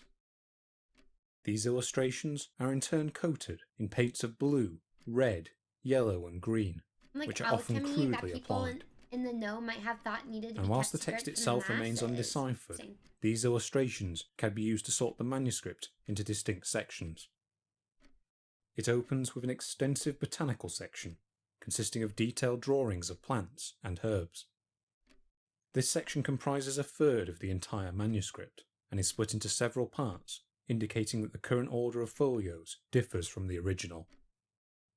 The second and third sections of the manuscript focus on cosmology and astrology, as indicated by the presence of recognisable zodiac symbols, along with detailed astrological charts. The But 30 it is missing the fourth pages are section of the instructional manuscript manual. that has Yeah, how baffled to read scholars it. the most. Here, repeated drawings are shown of naked women bathing in strange intestine-like baths, which are in turn filled with an unknown green fluid. Yeah, that's No exact strange. analogue to these bathing arrangements has yet been demonstrated. The next section includes more images of herbs, along with what resemble traditional storage vessels used in medieval Europe. The manuscript concludes with an extended block of text, known to scholars as the recipes section. In addition to these illustrations, the manuscript is littered throughout with other bizarre imagery. On one folio, Oh, a small strange. image of a dragon can be seen, feeding on the leaves of a herb. On another, so- what appears to be a sketch of a corpse So what you're can be found saying in the is, bottom. real quick, you're saying that dragons exist. The dragons in medieval Europe existed. Fact proven. There's dragons. Where's the dragons? That's awesome. I like that's so cool. What the heck? Bottom corner, whilst the largest foldout contains images I'm gonna of a believe it. castle hidden within its diagrams. A more mundane example can be found in the margin of the final page of the manuscript, where a small image of a goat rests above that of a naked woman. Interesting. In recent years, the manuscript has undergone Dragons are sophisticated hibernating. Yeah, they're just computational hibernating. analysis in hopes of unlocking the text, Before the along aliens with came and got detailed them. forensic examination. Whilst none of these efforts has succeeded in decoding its contents, the latter has shed some light on its earliest owners. Combined with new documents that have come to light over the last few decades, it is now possible for How us would to AI compose a figure it relatively out? You'd coherent have to have history AI of the manuscript. train on Yet the stuff main to know. questions remain unsolved. What does the text of the manuscript say? And who was How the dragons elusive existed writer before they discovered behind its dinosaurs? construction? The continuing levels of interest in the manuscript make it It was too likely well that put these together to be questions just will a be answered hoax, one but day, it's nice if presuming someone that a could real find document lies how old behind it the actually text. is. Well, they think it goes Until to then, medieval if Europe, we wish to like understand 15 the to potential 1500s. origins of the manuscript It's when they and believe why it it was has retained created. such enduring interest over the years, we must first examine its often equally bizarre history. And before we can do that, we must delve back into the world of ancient cryptography and see what might have inspired someone to write such a manuscript in the first place. Yeah, there's so much like history that goes into that, or what someone would have been thinking, why they would do it.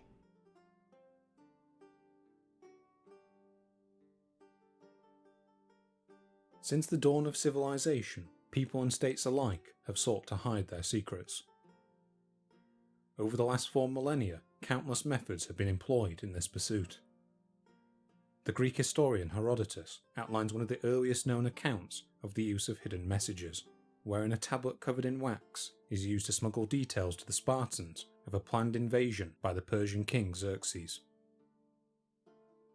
In ancient China, messages were written on small portions of fine silk, which were then coated in wax and swallowed These by all their types of like prospective communication messenger. messages are crazy. It's so It is in cool. parallel to this how they used practice to of hidden communicate. messages, known as steganography, that another method of concealing messages Now was we developed. just snap each other. And This it approach disappears can be within traced 24 back hours. almost 4,000 years Someone's to gonna the time study that of ancient Egypt. 100 years from now. Here in the town of Menit Khufu, basic hieroglyphic transformations were developed that served to hide the details of certain religious texts, with the aim of increasing their mystery and arcane properties. This quasi-cryptography proved short-lived, but centuries later the idea would reappear. In Mesopotamia, the world's oldest known encipherment appears on a small cuneiform tablet dating from around 1500 BC. That's crazy. Found That's on so the banks cool. of the river Tigris, it contains an enciphered formula for pottery glaze, a professional secret that its owner would have guarded jealously. In ancient India, the art of cryptography, or secret writing, was developed enough that it is mentioned in the ancient Looks like those, Sanskrit like, treatise, animal cracker the Artha cookies. Sastra, along with in the famous erotic work, the Kama Sutra. Here it is listed as one of the 64 arts, or yogas, that women should know and practice. In the ancient Greek poem, the Iliad, the only reference to writing is to an enciphered tablet meant to ensure the death of its bearer Time travel upon its delivery. exists. We should learn how to communicate with the hydrographics. In a more we historical need to. example, Hydroglyphics. the Greeks were also responsible for the first known system of military Hydroglyphics are cryptography.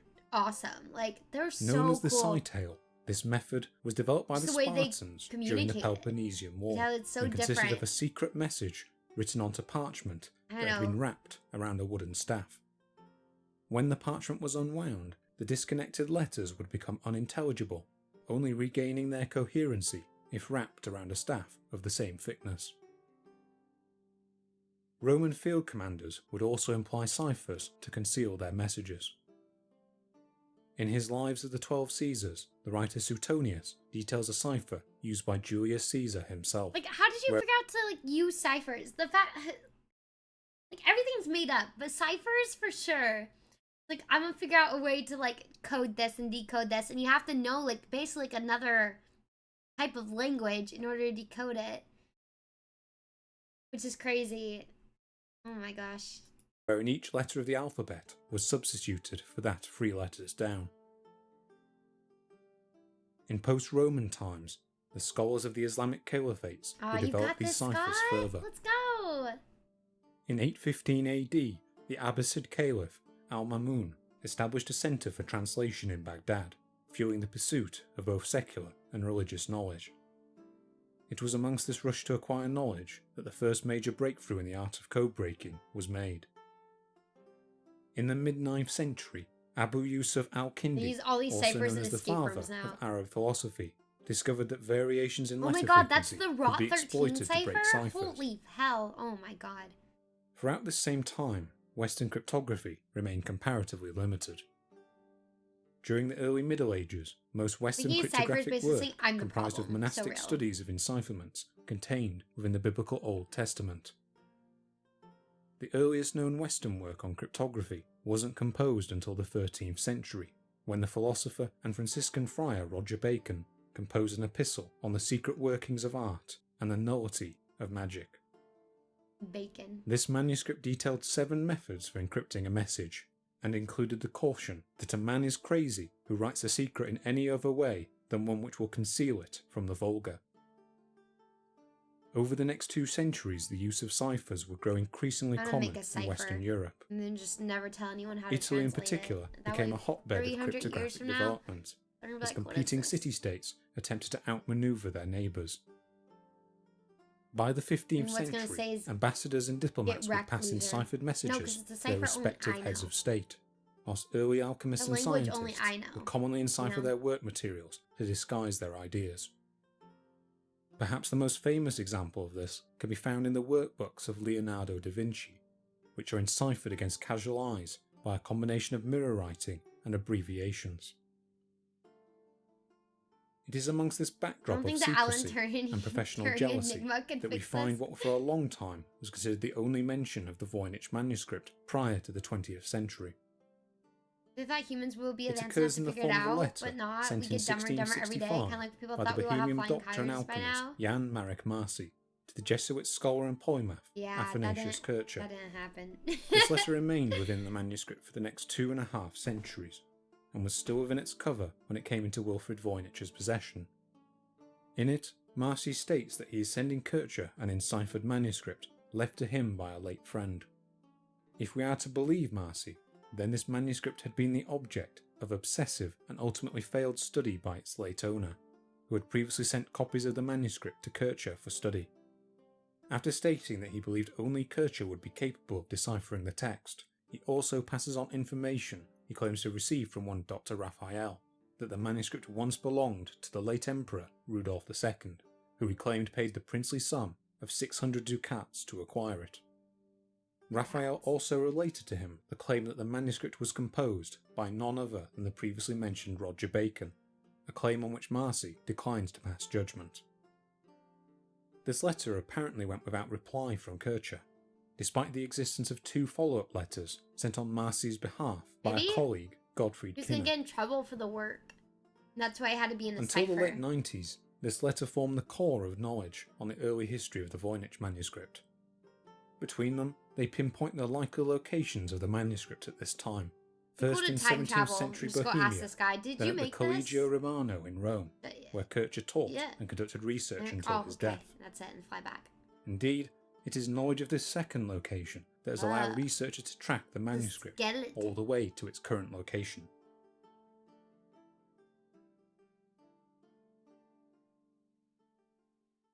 But this letter leaves open several questions. Who was the previous owner that Marci mentions? If the manuscript had indeed belonged to Rudolf II, then how had this earlier owner acquired it, and what previously led Rudolf to seek it out? And crucially, is there any truth to the claim that Roger Bacon was the author behind the manuscript? Well, He's holding thanks a to a number ball. of discoveries over the last 2 decades, we can now answer most of these questions. 1219 to 1292. That's crazy. Let's start with the identity of the earlier owner mentioned in Marci's letter. For a long time, it was theorized that this owner was a man by the name of Georgius Bartius, a minor alchemist who had served as a legal official at the Prague Court of Justice. Indeed, it was known that after his death sometime before Wait, what's the 1665, background check he from? had I left his can't hear it. alchemical collection and library to his friend Marci, who had likely also inherited the manuscript at this point.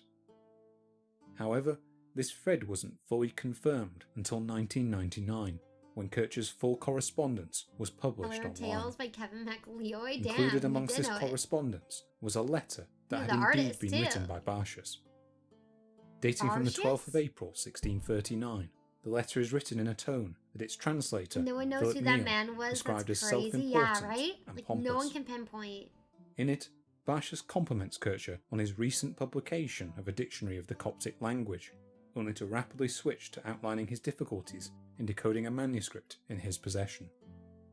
He goes on to detail the manuscript at some length, with the description he provides closely matching that of the Voynich manuscript.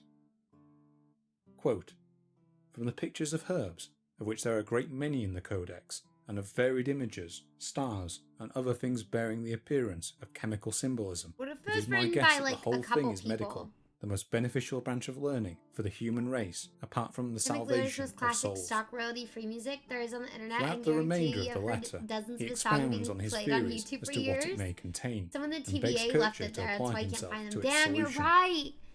In aid of You're this, right. Bartius also seems to have enclosed partial copies he Or had is it made of the TVA? manuscript, noting that he had done the same in prior correspondence with Kircher. Perhaps unsurprisingly, given the letter's tone, Kircher never seems to have replied. The copies of the manuscript made by Bartius are now lost, and until recently, Seems the like same no was one assumed really to be true of wanted anyone to Bartius's find earlier out who attempt wrote it. at contacting Kircher. Maybe they're talking about stuff that could have got them in trouble. However, like in the when late people thought they were 2000s, crazy. Czech historian Joseph Smolka discovered that Kircher had in fact But replied now to their work Bartius's means previous nothing. inquiries, Like, which were passed to him by it the could mathematician be Fyodor helpful, but we have Moretus. no idea. It was his return letter to Moretus that likely sparked Bartius's second attempt at correspondence, which came only 6 weeks after Kircher's reply.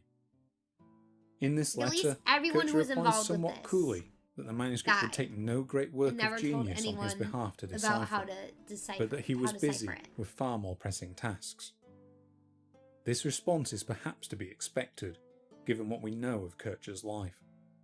Simply put, at this time Kircher was indisputably the preeminent scholar of his day, pursuing a wide range of interests that included pioneering studies into Egyptian hieroglyphics, microbiology, geology, and fossil structure. Those eyes, though, those look Over sketchy. the course of his life, That's he something also behind those maintained eyes. a wide-ranging You know something. correspondence with You just ain't important talking. rulers of the time, including the Holy Roman Emperors Ferdinand II and III, along with several popes. As such, he likely would have considered an unsolicited cipher posed to him by an obscure Bohemian alchemist to be of low priority. Kircher may also have been motivated by his known distaste for alchemy and its practitioners, though Marcy did his best to assure Kircher of Bartius's good intentions in a letter of his own sent a year later. Furthermore, from the date of Bartius's letter, we now know the likely reason for him refusing Was to the send the drawing of someone? manuscript to Kircher at this time, A as sketchy their drawing. correspondence took place Sketchy in the final sketch. stages of the 30 Years' War.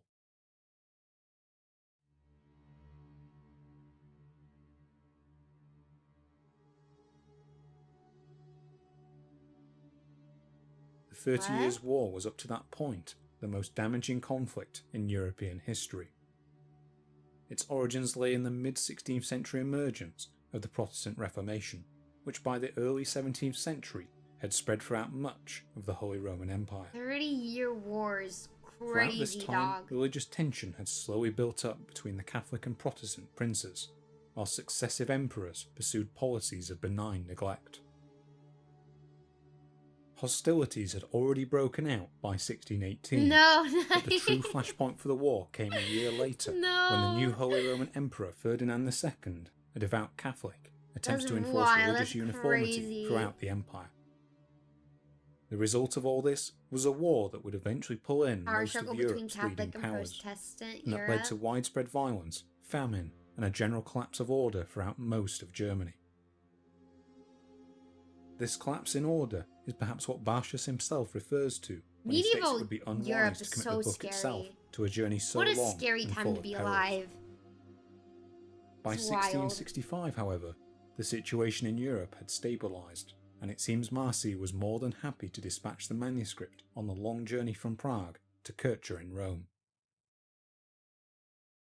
So we now have the identity of the mysterious owner that Marcy refers to in his letter. Imagine going But back in how time. exactly did this Bartius come into the I'd burn all- possession yeah, of the Voynich absolutely. manuscript? If we I would accept not the words of survive. this Dr. Raphael that it once belonged to the Emperor Rudolf II, then how exactly did it come to be owned by a comparatively minor official? Well, to answer these questions, we must start by examining Rudolf Is he himself Catholic? and Austrian what House factors that may had have led him to first purchase the Habsburg Voynich manuscript, wanted to dominate only Europe, to and allow it to Protestant fall was into the like, hands no. of an unknown So alchemist. like you did time travel back then and can't even sleep at night. Random raiders just destroy you and your home. Yeah, dude, you're gonna be like hung for anything. If someone doesn't like you, they can just be like, Born He doesn't in believe. 1552, He doesn't believe in what Rudolph we want. II was Oh, at the this moment kid of his is birth this kid is the heir trouble. to one of history's greatest dynasties.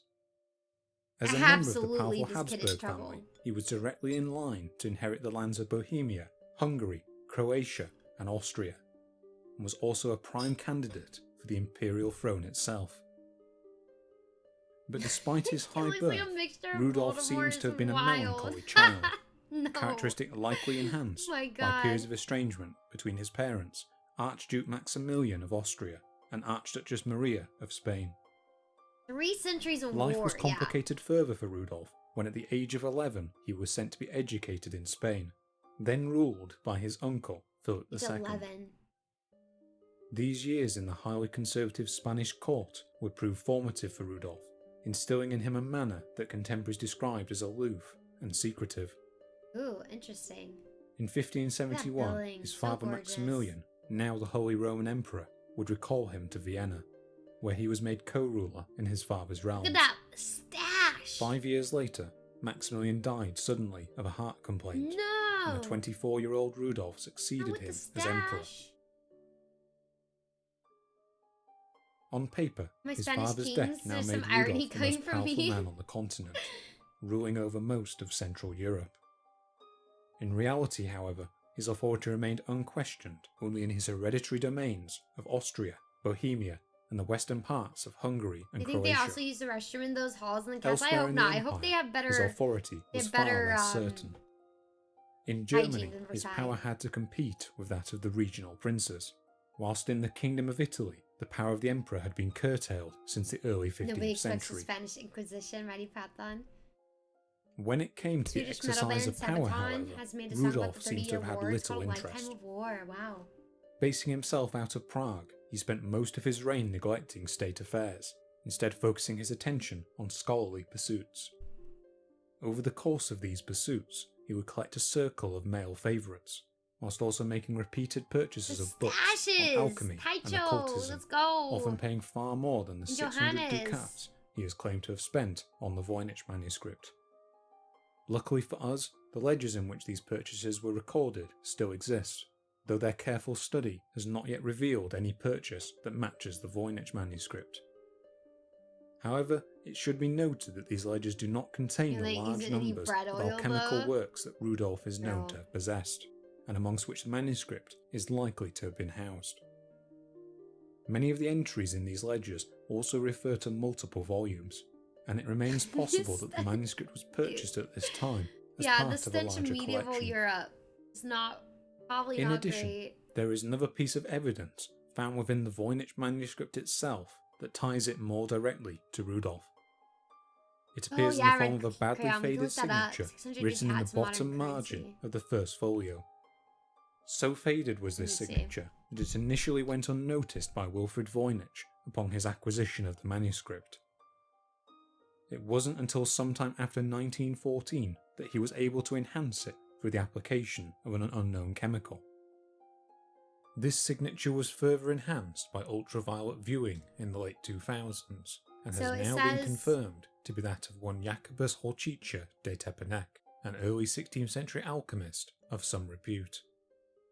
After receiving a Jesuit-backed 2016, education in chemistry, Voynichj 1 was sent to ducat the is 3.5 Clementium in grams Prague, of gold, so where he 600 quickly made a name ducats for are 2.1 himself as a kilograms of talented gold. One can pharmacist. try to interpret the buying power of By this over time. 1607, Nowadays, it's around his fame had grown 90,000. such that he was called to the US, court of Rudolph II, who named him Presently about imperial chemist. 35,000 US to inflation. Here This is in Voynichj's true rise 2016. began, as he rapidly became a favourite of the reclusive emperor. But AI says it's In 150. 1609, he is traditionally considered to have cured Rudolph of a grave but Yeah, that's an unspecified expensive illness, book. Unless it's an act for which he was rewarded the I don't know noble which one title it is. de Tepenec.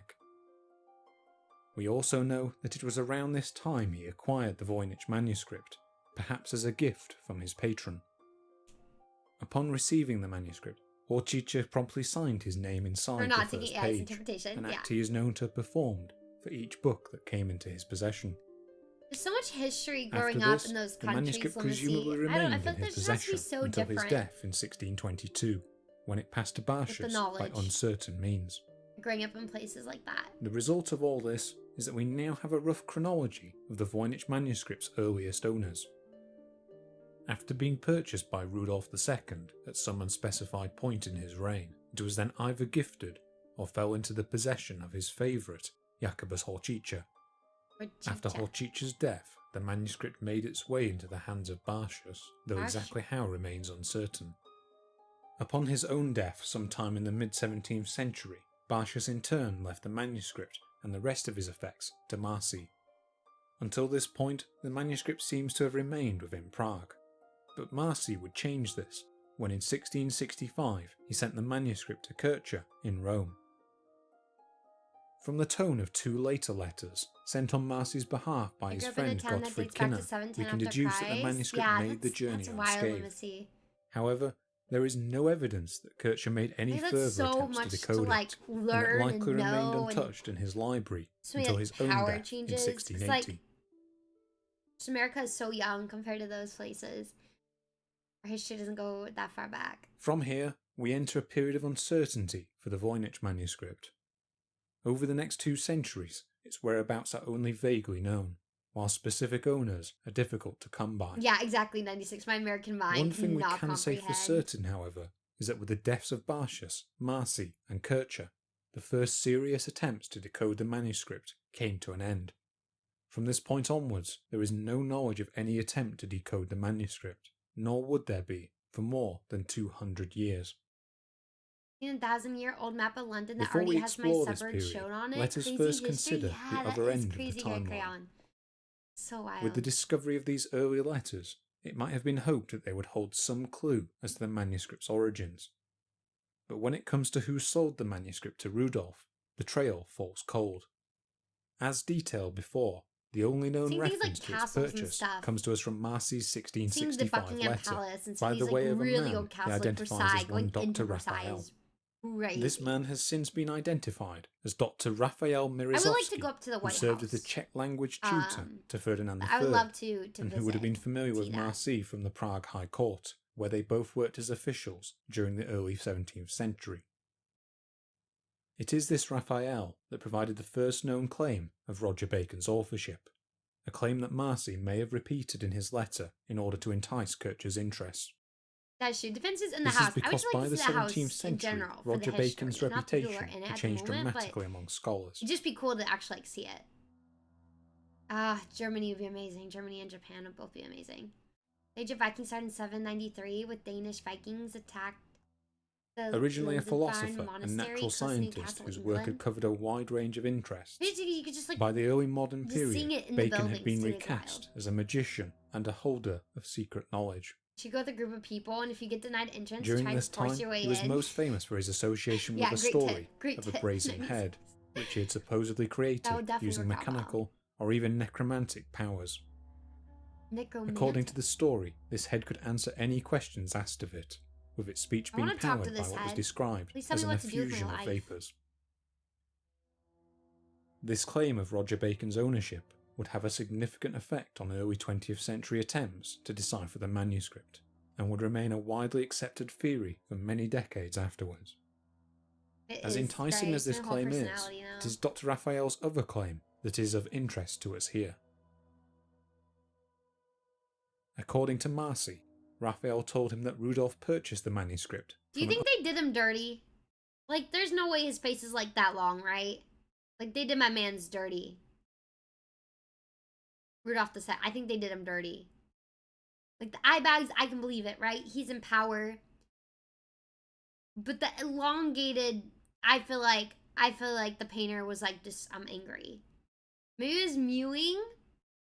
Is this the original Mew? I feel like if anything, they probably made him look better than in real life. To see about all my photos, I'm guessing the artist did not like him at all. It's like, that's like, just interesting.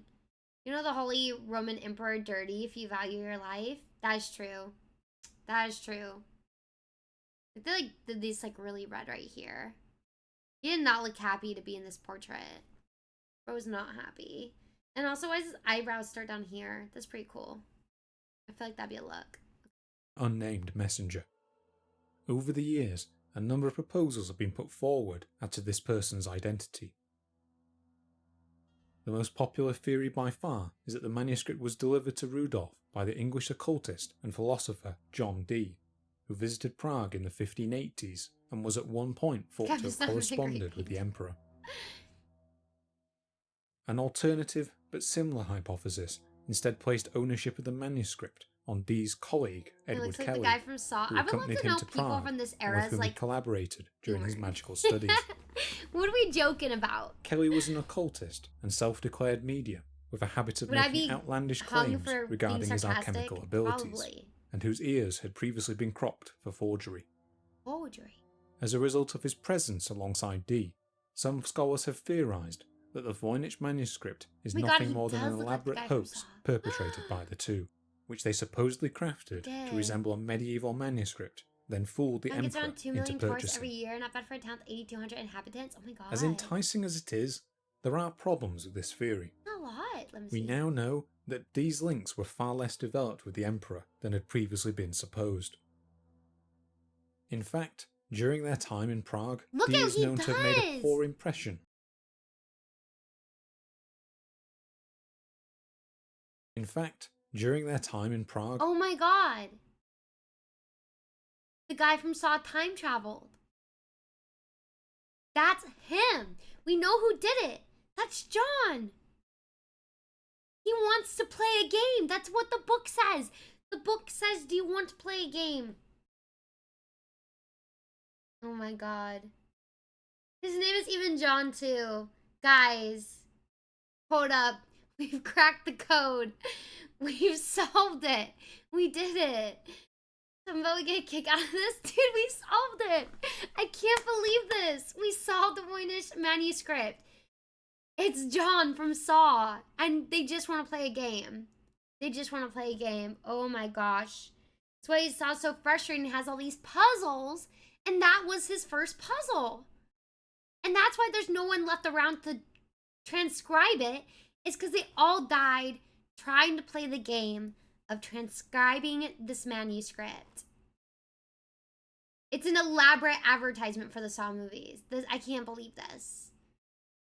I can't believe this. Solved in an hour or less. Who is Chelsea guarantee? All your life. You've been selling life insurance. Now you must choose. I can't believe we did it. Let's freaking go, chat. I'm so proud of us. Let's go. Let's go. Wait, come on. Hold up. Let me get a photo. Let me get a photo. It's John. John from Saw. Congratulations. You're still alive. Dude. This is crazy. Hold up. Let me get a good photo. Get a good photo. Sounds good. Oh no, hold on. An image, a new tab.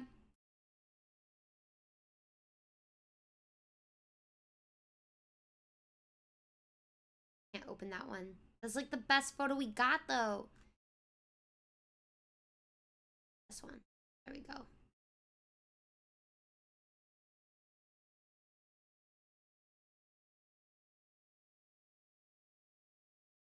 It will not let me open any of these.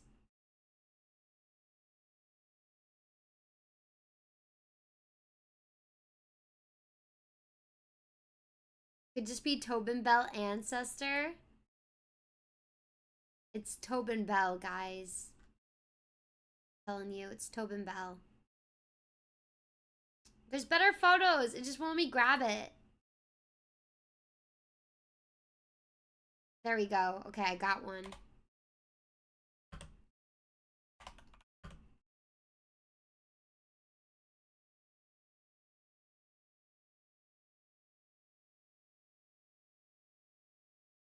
Got it. Your dad worked with Tobin Bell, really? Close up starts playing. Oh wait, oh wait, I'm on the wrong thing. There we go. Okay. Wait.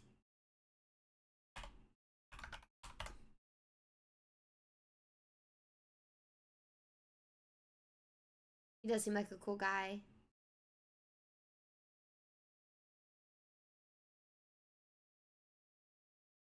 Listen, guys. He's not beating the allegations. Like, we solved it. I can't believe we solved it. We did it. This man time traveled. Alright? John made the Voynichj manuscript. He did it! This is all just elaborate marketing for Saw. Guys, Lionsgate, explain. Lionsgate, where you at? We need to interview Lionsgate. We need to know what's going on. Come on. James Wan? James Wan? What's going on? Darren? Someone explain. Someone explain, please, okay? New people. Hi, J Money. Welcome in. I hope you're well. Or he's immortal like Nick Cage. Oh my god, you're right. Bro, you're not... you are not being this. Let's go. Oh my gosh. Hi, J Money. I hope you're well. Welcome in. Okay, let's continue. He's a time traveler like Radcliffe or Timberlake. Yeah, bro's immortal. Dude, how much is a PS5 Pro? Isn't it like $700? No way. I'm keeping my PS5 for life. For life. Never upgrading. They keep bringing back Tobin after they killed him off early in the series. Suspicious. It's $700 and doesn't even come with the disc drive. That's another $100. $800? 30 for stand, 70 for drive? Shut up. Ain't no way. That's wild. What is it? Is it updated graphics? Like, I feel like the PS5 is already pretty good. I mean, I guess they gotta get, you know, keep coming out the new ones. Make your bank, get your bread. Damn. Okay. That's my He is known to have theory. made a poor impression on the famously stiff Rudolph, $800, just whose get a patronage PC. he Yeah, failed to at that secure. point. Furthermore, there is no mention of the transaction in Dee's famously detailed Nice diaries, new money. The original one? nor indeed is there any reference to the manuscript itself. And his name is John? Dr. John D. Guys, this is it. I'm telling you. It's all Saw. It's all for Saw. Other scholars have also pointed to the possession by Dee of 630 ducats upon his leaving Prague, along with reminiscences by Dee's son Arthur of his father owning a book of hieroglyphics during his days in Prague. However, a more thorough reading of Dee's diaries shows that he actually had in excess of 2,000 ducats in his possession at this time, with the 630 ducats being a sum he handed over to his rival in front of witnesses. In addition, Yeah, so was it a Atlantis, hieroglyphic like other manuscript James Wan owned by film he Dee directed? has Yeah. since been located. Probably. Known as the Book of Soiga, it consists of a 16th century There's treatise sound on magic theories, and Lucian. contains Sound 36 theories large and tables of conclusions. letters that Dee was unable to decipher. This manuscript was considered lost until the Increased? mid-90s, when 2 copies of the DualShock manuscript controllers? were discovered in the British Museum. The text of this manuscript has since been published, and thanks to the work of researcher Jim Reed's, its ciphers broken. Nonetheless, suspicion has remained on Edward Kelly, who successfully secured Rudolph's patronage in 1590, at which point he dispensed with Dee. Despite these suspicions, recent forensic evidence has effectively ruled out a 16th century origin point for the manuscript. For the moment, we are left with a likely but unsatisfying explanation, put forward by What's Voynich the Morse scholars code writing Dr. on the Raphael video? Kuhnke J-Money, and that's Dr. René the Zandbergen, language. that the Voynich manuscript Voynich likely manuscript sat was written in some in. No German one or knows how to Italian transcribe it. monastery until it was noticed and picked up by one of Rudolph's emissaries. So for the moment, we have hit a dead end in tracing the origins of the Voynich manuscript. But what became of the manuscript on the other end of our timeline, after Kircher's death? Well, as mentioned before, this is where things become a little vague. We know that after his death, Kircher's library and archives were housed at the Collegio Romano in Rome. Over time, many of his former books and manuscripts would be split up amongst other collections. But despite this, scholars are confident that the Voynich manuscript remained at the Collegium. The main evidence for this location is again found within the binding of the manuscript itself. They just like write in it? Originally, the manuscript was bound onto a series of wooden boards, as was the style of most medieval manuscripts. However, between 1824 and 1870, large numbers of the manuscripts held at the Collegium were rebound. It appears that the Voynich manuscript was no exception, as its current parchment binding strongly resembles that of the other items within the collection. That The makes missing sense, pages of the then. manuscript may also have been lost at this time. Yeah, why take those parts out? Aside from this rebinding, the manuscript seems to have garnered little interest in the 2 centuries that followed Kircher's death, going largely unnoticed within the Collegium library. It may have remained this way if it wasn't for a drastic change in the political landscape of Italy, a change that would soon break the power of the Jesuits in Rome. Jesuits, that's how you pronounce that. Wrapped around my mouse and started moving around the screen and clicking anywhere on the mod view screen. And actually bend into one like night. In the decades leading up to the 1870s, like I actually deleted messages. European politics That had is been scary. characterized by an upswell of Like getting national new phone movements. cases probably got damaged over After time. the defeat of Napoleon in 1815, Yeah, the they really victorious clearly great needed to bind powers met at the Congress of Vienna, where they attempted to revert Europe to a state resembling that prior to the French Revolution. Italy was no exception, and it was soon returned to the patchwork of states that it had been comprised of prior to the 1790s. Yeah, G-Money, that's when the book was written, during However, medieval Europe. one of the side effects of Napoleon's Italian conquests was the increasing emergence of an Italian national identity, which in turn fueled political groups set on unification. By the 1860s, these groups had become full-scale revolutionary movements, and over the next decade, a series of independence wars would result in a unified country under the leadership of King Victor Emmanuel II of Sardinia-Piedmont. These wars culminated in 1870 with the fall of the city of Rome to Italian forces, a move which ended the temporal power of the Pope. Yeah, it's awesome, G-Money. The Jesuits at the Collegia Romano were amongst the first to feel the wrath of the new Kingdom of Italy. In 1873, its buildings and library were secularized by the new authorities, along with all of the society's other possessions. At this point, the Voynich manuscript could easily have fallen into the hands of the Italian government. However, the Jesuits were able to exploit a loophole that allowed them to save a portion of their collection.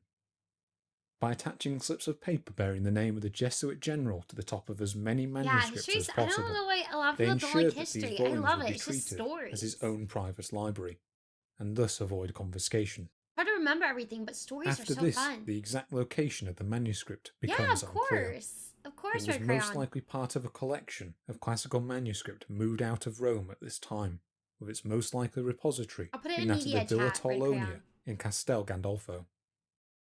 This, however, would change sometime after 1903, when the Jesuit order probably entered make a theory room negotiations to sell the collection For to the this, so we Vatican. can keep it all in one place. As with the Italian government before it, Hi, the Phoenix. Voynich What's manuscript good? could have easily disappeared into the Vatican archives, where Was it your may have first remained 96? unknown to this day.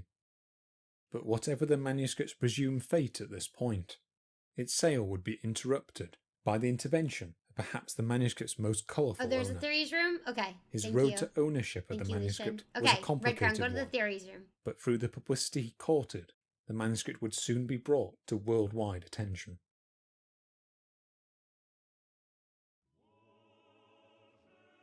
My favorite was social studies, obviously.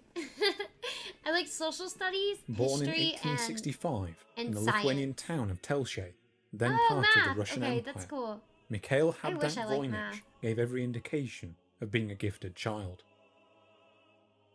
Throughout the course of his earlier life, he would study law and then chemistry at the universities of Warsaw, St. Petersburg, and Moscow, the last of which he would graduate from in 1884.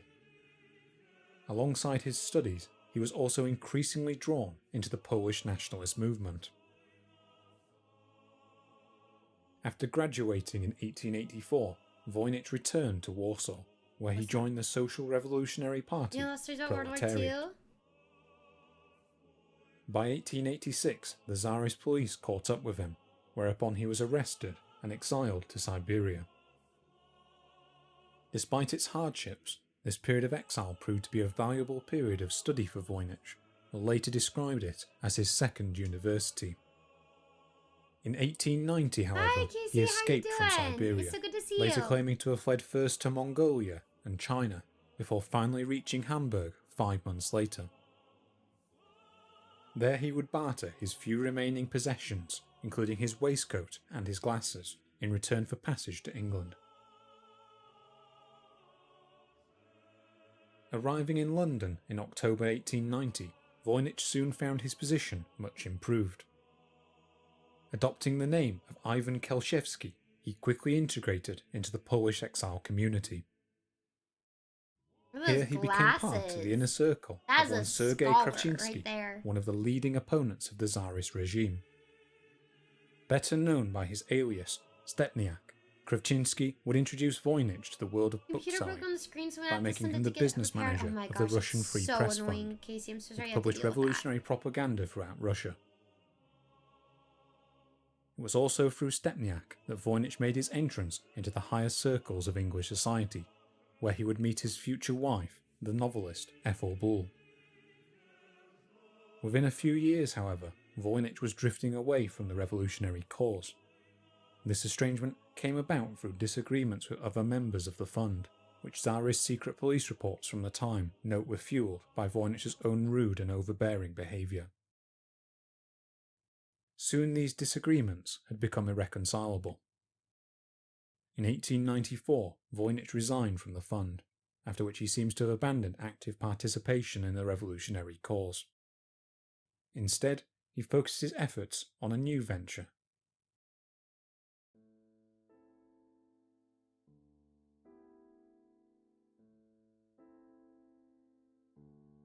Building on his experience as a bookseller, he swiftly moved into the antiquarian book trade. In Antiquarian 1894, book trade. he was able to set up a shop of his own on Soho Square, likely funding the venture using the profits that Ethel was now bringing in through her career as a popular novelist. From here, Voynich would quickly build a reputation as one of the leading members of his trade. The key to his success Yeah, it's became crazy his that, like, he regular has buying really trips to the continent, Not too much where to he was do able with to the obtain large manuscript, numbers but of manuscripts at a discount it's named price. after him. Over the next 10 years, He's the most his popular business would person to own expand it. rapidly. In 1902, he and Ethel were married after 10 years of living together as husband and wife.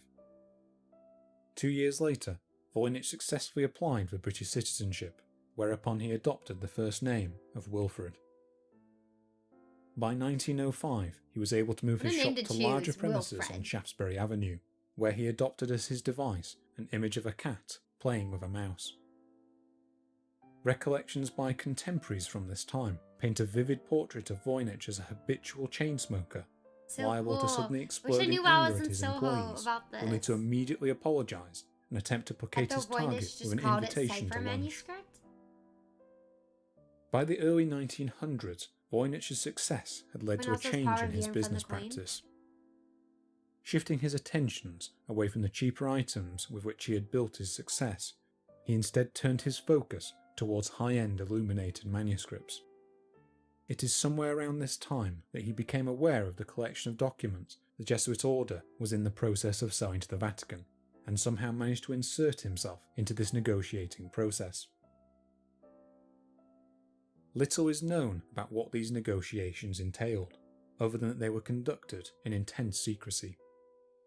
Finally, after 9 years of bargaining, Voynich was allowed to purchase several items from the collection. Amongst these items, listed quite simply as a miscellaneous 15th century manuscript, was the enigma to which he would one day lend his Interesting. name. Just purchasing a miscellaneous 15th century manuscript. Over the next decade, the cipher manuscript became the focus of Voynich's fascination. Throughout this time, Seems like no he one gradually really cared sold about off the it other manuscripts in throughout the the collection, centuries. Yeah. earning a small fortune for I his don't know if maybe they patients. couldn't read it, so they didn't care. There's bigger Of fish these to fry. documents, he came to refer to the cipher manuscript as the Ugly Duckling, believing that its Yeah, they need to call him decipherment that. would Hi, not transform Mauricio, it welcome into a in. high-demand item. I had Google Pixel 9 for about a month now. I still love it. And I don't think I'll He buy was a new aided in phone this before in 7 conclusion years. by his discovery of I'm glad Marcy's you got a original phone that you'll letter to keep for a Kircher, while. tucked into the manuscript's cover, which contained Dr. Raphael's claims that the manuscript had been written by Roger Bacon. Focusing on this information, Voynich would suggest a 13th century origin for the manuscript, a point that would be accepted uncritically by scholars for decades to come. In aid of 13th establishing century? this fact, Voynich reached out to one William Romain Newbold, who at the time was Professor of Intellectual and Moral Philosophy at the University of Pennsylvania. Newbold was equally fascinated Yeah, by what is the manuscript, definition of a small and in fortune? 1919 I have he just began a the small first serious fortune. attempt to decipher its text since Johann Marcy sent the manuscript to Kircher Trips in the over ocean? 250 years prior. By 1921, Newbold had Like people produced what from he under believed the to be the ocean? key Or to things unlocking thrown the into the manuscript. ocean? That same year, he and Voynich presented a provisional reconstruction of the manuscript to a meeting of the American Philosophical Society, where they endorsed the theory of Small Roger loan Bacon's of $1 authorship. million. Small A loan. nationwide lecture Come on tour now. would soon follow, during which Newbold expounded on his decipherment and briefly garnered himself a modicum of fame. Ever the businessman, Voynich also sought to maximise the manuscript's public profile during this time.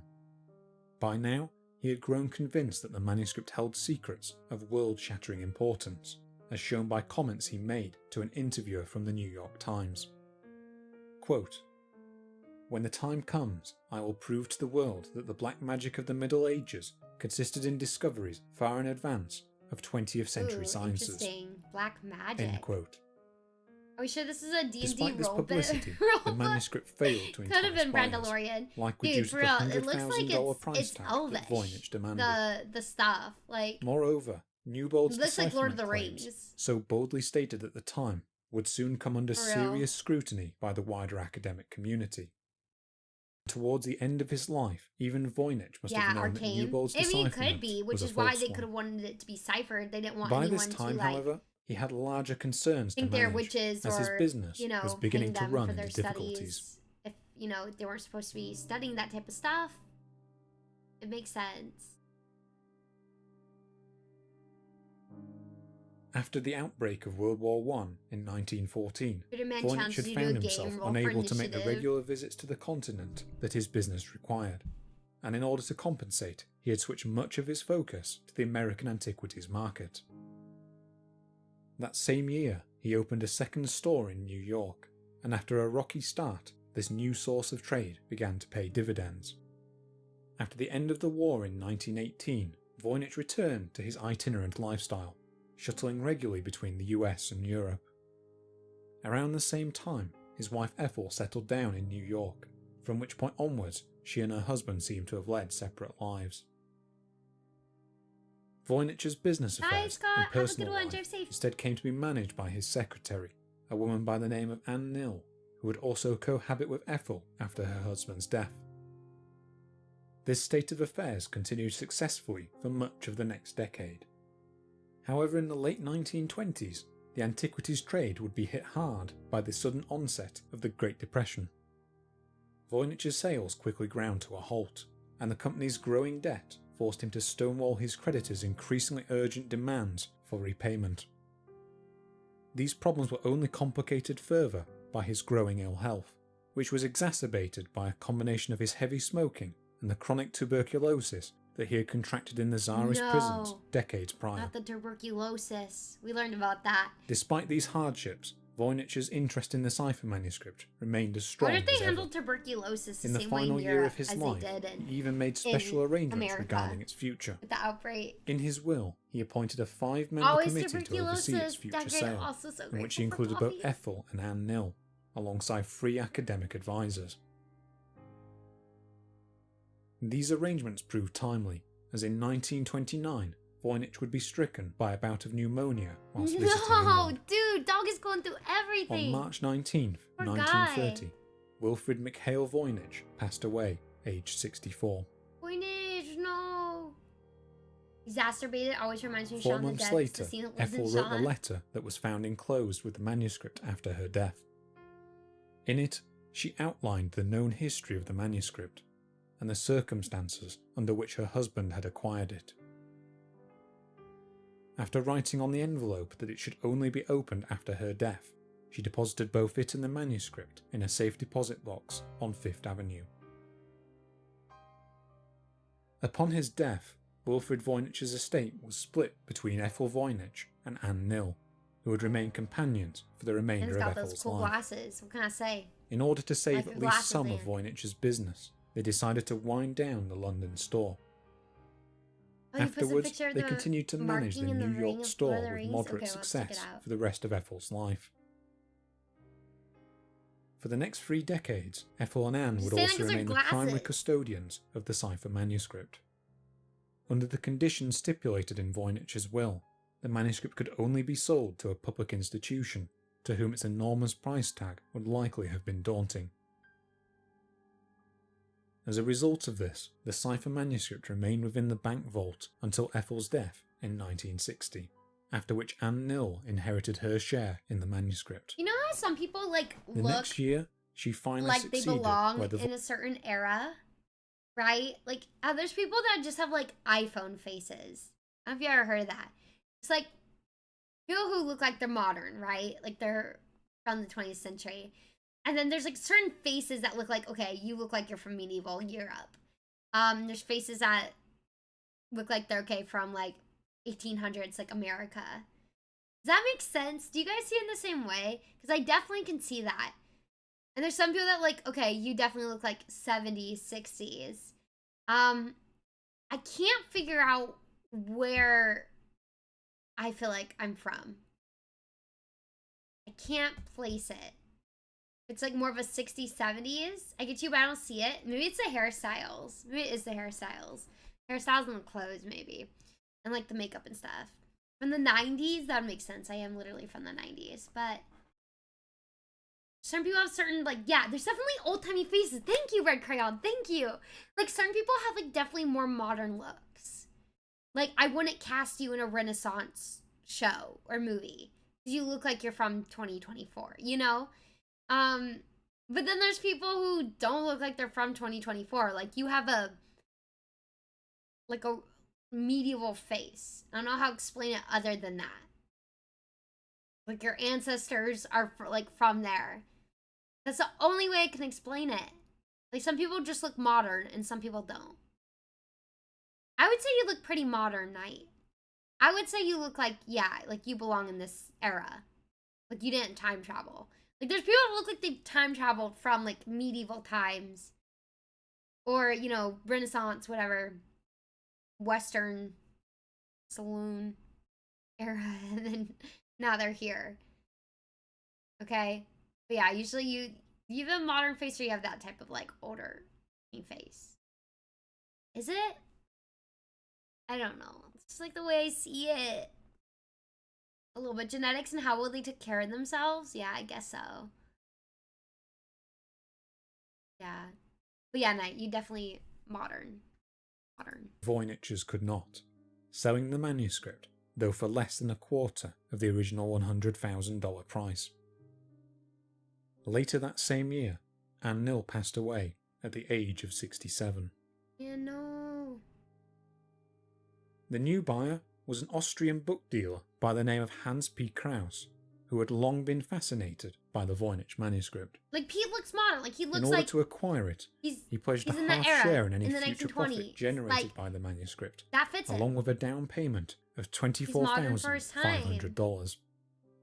Perhaps with recouping this That- sum in that mind, looks like a he guy from the advertised the 1920s. manuscript for sale in his catalogue 100 at the princely sum of $160,000. 1500's a guy who looks like To Keanu his surprise, Reeves. there were no buyers. Time travel. Quote, Yeah, I mean, it's the hair I and the felt clothes. like Voynich, who had held the manuscript for such a long time. Dozens of scholars wanted to see it. Others asked for photos. Institutions asked to have it on loan. I had to decline all such requests to preserve its commercial value. There were no buyers. End quote. Kraus would spend the next 7 Blasphemy, years spooky, attempting don't to sell listen the to it. manuscript, I don't know how that a got task he would pinned. I ultimately thought that was find gone. impossible. By 1969, he had given up. That year, he donated the manuscript to the Voynichj Rare Book and Manuscript Library at Yale University, where it has remained the centre of study for the last 50 years.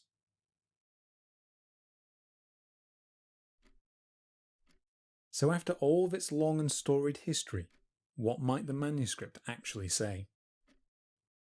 We've covered the early efforts of both Bartius and Johann Marci to decipher its text, along with their failed attempts to engage Athanasius Kircher in their pursuit. But what of modern efforts in that regard? As William Sherman states in his 2016 essay, the Voynich manuscript has attracted an extraordinary range of scholar adventurers over the last century. Often, these adventurers have been amateurs more interested in conspiracy theories than actual decryption.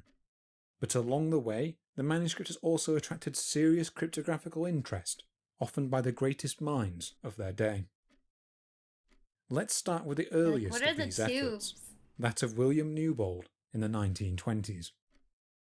As we detailed before, he presented a draft translation of the manuscript alongside Voynich in 1921, where he confirmed his belief in Roger Bacon's authorship. On its face, Newbold's translation relied on a combination of a medieval cipher known to have been used in Bacon's alchemical manuscripts. Newbold also convinced himself that this cipher was supplemented by a far more complicated system, one that relied on widespread use of letter transposition, anagrams, and microscopic notation. Upon its initial announcement, this system received sympathetic treatment by John Matthews Manley, a renowned medievalist working at the University of Chicago. At that time, Manley was considered one of the world's premier codebreakers, having served as a US Army cryptographer during World War I. However, after Newbold's death, his working papers were published, prompting Manley to take a more detailed look.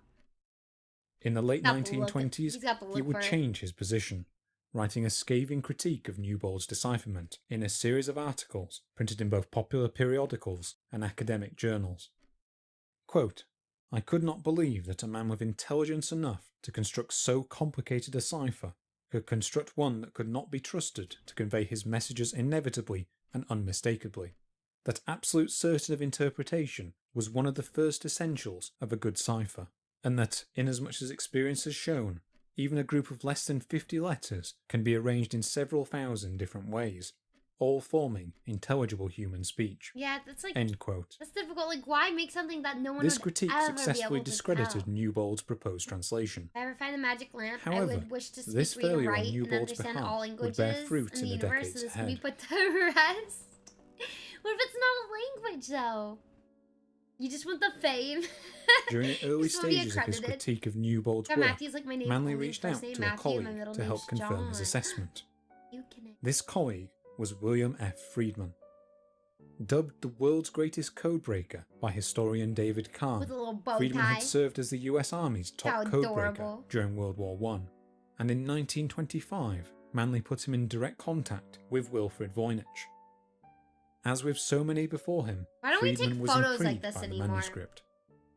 Like, how do we get photos like this? Like the headshot, the super up close, the coloring.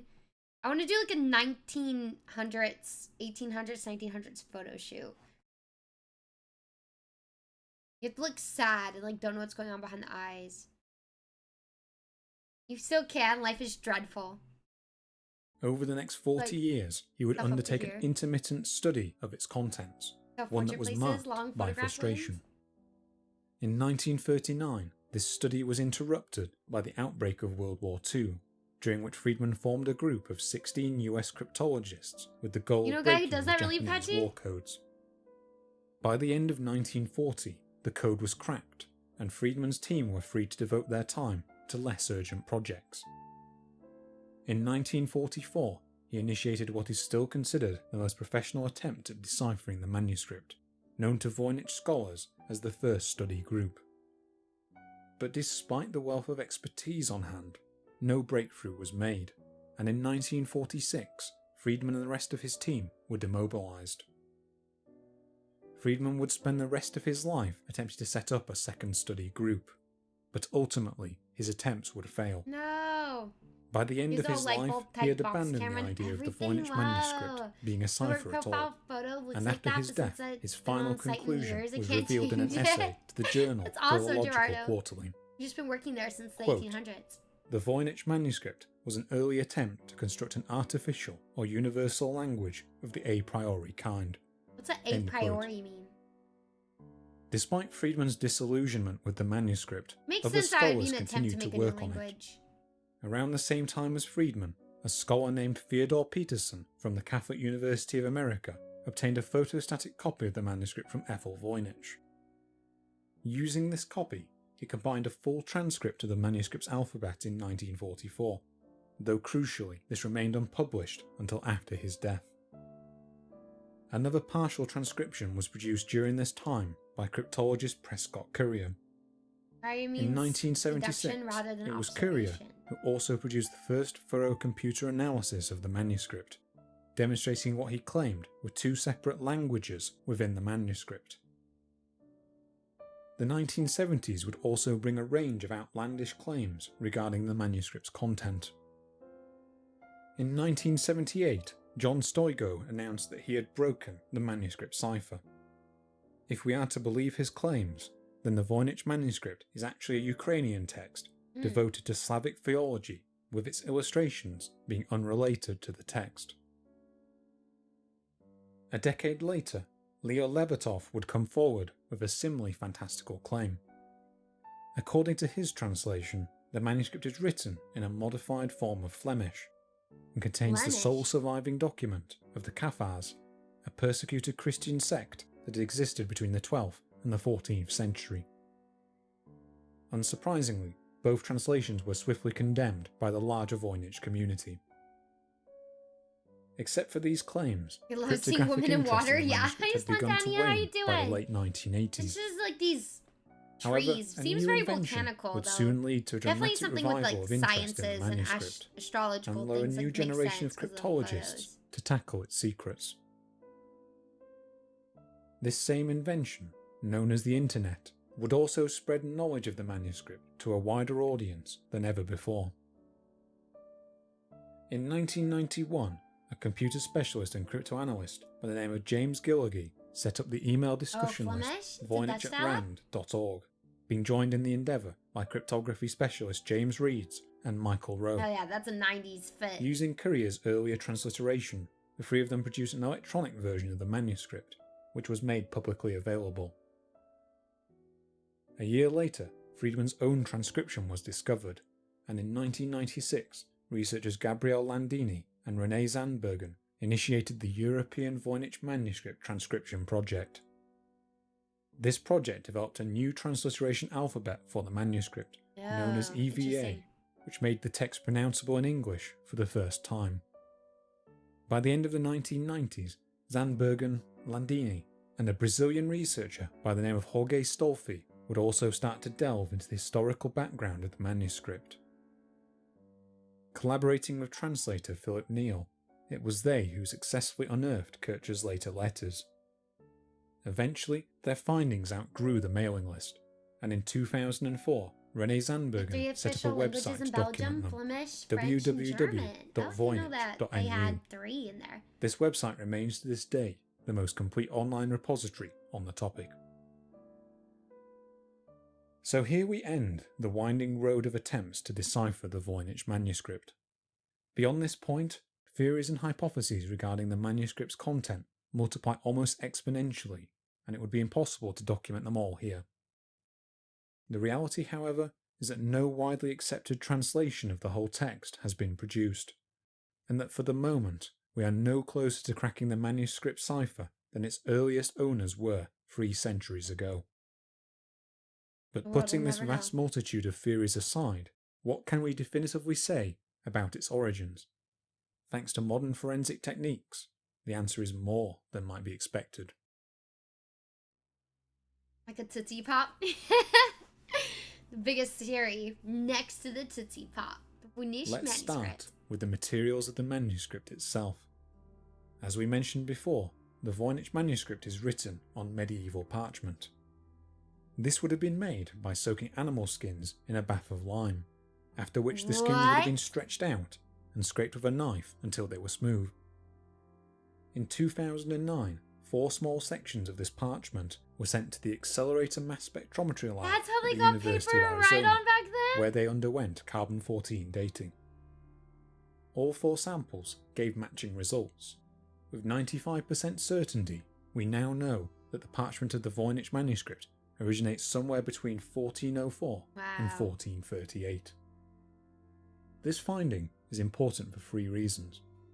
Firstly, it allows us to definitively eliminate the possibility of Roger Bacon's authorship, and it also casts Wow, further yeah, doubt 'cause he on died the before involvement that, of either huh? John Dee or Edward Kelly.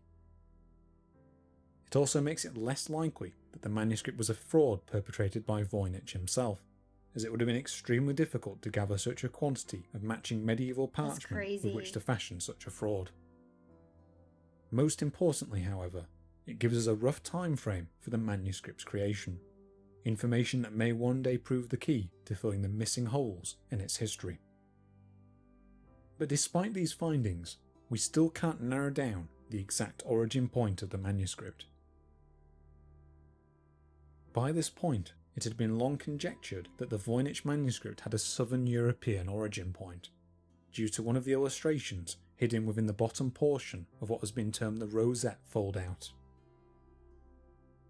Here Only a a drawing of a diary. castle is visible with a strange series of swallowtail battlements, which resemble those of northern Italian castles of the 14th and 15th centuries. This illustration was enough for some researchers to suggest a northern Italian origin point. During the 15th century, goatskin was the primary material used for manufacturing parchment in this region. And to confirm whether this was the material used to produce the Voynich manuscript, amino acid sequencing work was What if it's conducted a at the guy? University of York. Here 10 separate samples of the manuscript's parchment all gave the same conclusive answer. The Voynich manuscript is written on calfskin. Now, unlike goatskin, calfskin was widely used as a writing material throughout most of Europe, and thus it cannot be used to narrow down the manuscript's parchment to one particular origin point. Unfortunately for us, the additional forensic data that has been gleaned from the manuscript does little to alter this situation. The text of the manuscript has been determined to have been written in iron gall ink, which was commonly used throughout Europe during both the Middle Ages and Renaissance. Multispectral imaging work has similarly failed to uncover any hints And the neck in the looked like pigments of E.T.. the illustrations themselves. For the moment, all that we can say with certainty gosh. is that the Real manuscript quick was side likely note. created. I found out the creature that E.T. was based off of, and that thing is creepy. We need to watch that movie one night. It's called paranormal or something, paranoid, something like that. But it's this older film, I think from the 70s. Oh my god, that creature is so creepy. I'll have to show you guys after. Somewhere in Northern Europe during the early 15th century, though we cannot rule out that the text itself could have been composed later. So what might the Voynich manuscript actually say? Well, the answer is probably a disappointing one. From the nature of its illustrations, it seems likely that the Voynich manuscript is a simple medical workbook, likely created by a 15th century practitioner. Hoping to protect the secrets of his trade, he wrote them down in a language of his own devising, never realizing that in doing so, he was creating one of the great mysteries of human history. This theory is a mundane one, but thanks to a new discovery, all indications are that it is correct. I chose to omit this piece of evidence earlier, but there is in fact one small portion of the Voynich manuscript that many scholars agree has been translated, What? and it supports this theory. This text appears as a note at the very end of the manuscript Do you keep on this for the folio end, brother? 116v. According to Johannes Albus, who presented the solution on the centenary of Voynich's original purchase of the manuscript, this section is written in a combination of abbreviated Latin and medieval German, and outlines a traditional wound plaster made from goat's liver. This conclusion is supported by the presence of a small drawing of a goat in the margin next to the text, though it should be noted that not all scholars agree with this Didn't even translation. tell us that they'd be telling us this, Apache. Crucially, this section also contains 2 characters from the main Voynich text, though this translation has yet to result in the decoding of the main text. Talks about goat's liver. Yeah, I mean, it makes sense that it'd But be as like a medical mundane journal. as the manuscript's content may prove to be, this hasn't stopped it from capturing the popular imagination. To this day, the Voynich manuscript remains one of Yale's most popular online attractions, with the digital version of the manuscript accounting for 11% of traffic to its digital library. In popular culture, the manuscript has also inspired a Well, if we can take a multitude look at of it. fantasy and science fiction novels, along with popular TV shows and even symphony orchestras. In the late 1970s, the artist Luigi Serafini was inspired by the manuscript to produce his own cipher document. Known as the Codex Seraphineus, it too contains a large number of surreal and often fantastical imagery, alongside copious amounts of false writing.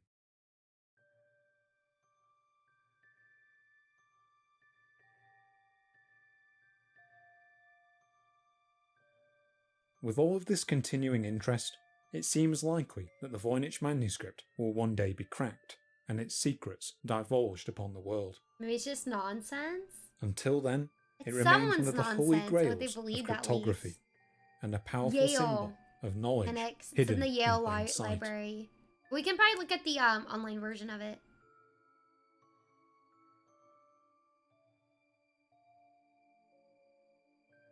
Do a made video. You guys want to go follow or check them out? It's from the Histocrat. Right there, the Histocrat. Let me get that for you. Let me grab the link as well. If you guys want to check out this channel, it was really, really good expose on that. I took some strong psychedelics. Let me see. Yale. And some music. Okay. I drink too much water and coffee. Yeah, it's also on the 30 channel Discord if you're on there. If you want to check out that channel. We're gonna take a small BRB and we'll come right back and we're gonna see if we can take a look at the actual manuscript on Yale's website, or if we need to go to school there to do that. We'll see if it's open. Be right back.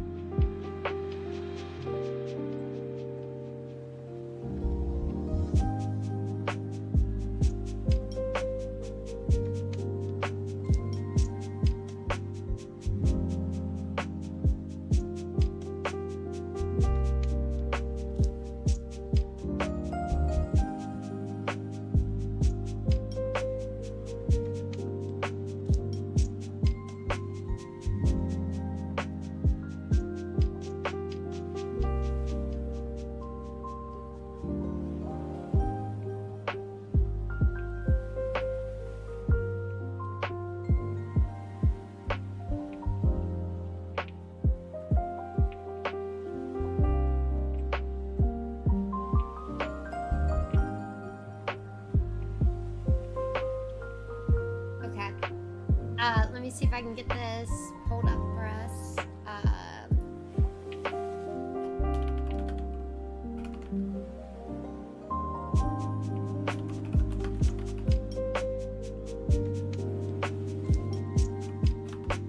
My friend's fighting an addiction to country dancing. He's now in a 2-step program.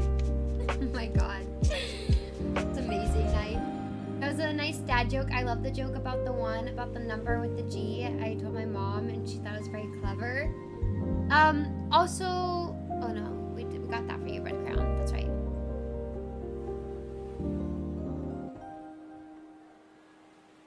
Cipher manuscript. Yeah, we got the photos of it. Slay. Okay, let's take a look at this. So we use this music way too high. Okay, there we go.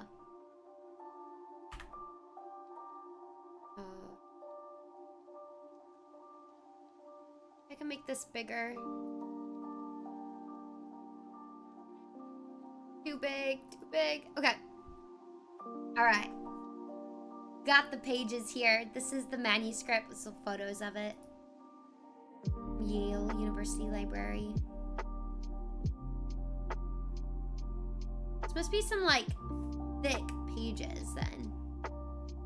They're made from animal skin. Animal give its life for this. Yeah, this is cool that they have the online photos uploaded of the book. I like how we like wrote in between the photos too. So, did the photos come first? It says everyone go support Chelsea. She's an amazing streamer, an amazing person. That is not true. It says go check out Lucian. Eat his rhythm game scores and play RuneScape. That's what it said. And then at the end it says stay hydrated. Get wrecked, loser.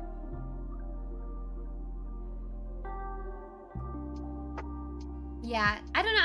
I'm starting to think that like first they drew the photos of the plants and then inserted the words around it. They were just time traveling, Lucian. They knew. They had a presumption about it, okay? They saw it in a vision that one day there'd be rhythm games. Hi, Ram. How you doing? I've been streaming on Twitch for 2 days. 2 days. Yeah, herbalist. Yeah, they think it's like an alchemist who wrote it. But definitely seems like the images were drawn first, right? And this was written in between it. It's beautifully done.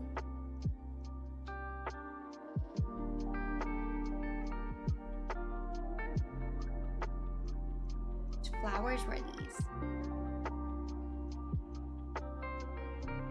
I bet AI will be able to decipher it eventually. But for AI to be able to decipher it, wouldn't AI have to already know of the language? Like, wouldn't it have to be trained on it? It wouldn't be able just to know a language that doesn't exist because that's not in its database. Unless I'm getting how that works wrong, like it would be able to just figure it out? Or it'd be able to take all the information, figure that out for us. Just got an email regarding my Uber Eats orders. They basically said that there was not enough evidence in the picture I sent to prove I didn't get my order. What? Brother, I didn't get my soup. So you got my order, I did not get my soup. I had a very sad day. That's so sad. That sucks. I'm sorry, Knight.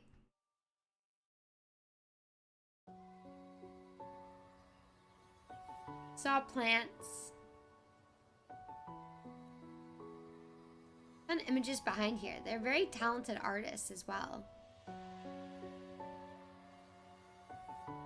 Where's the one with the goat?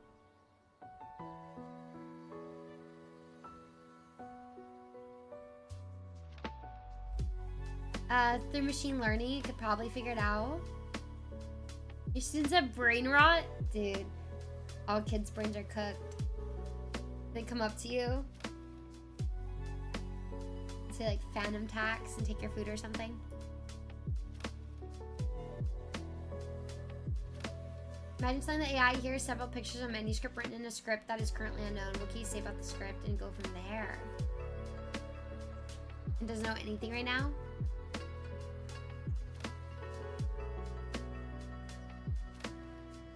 The roots.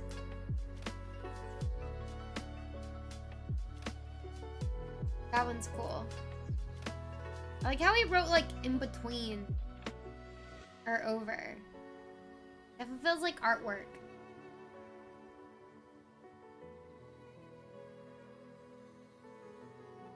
Just looks like a leaf.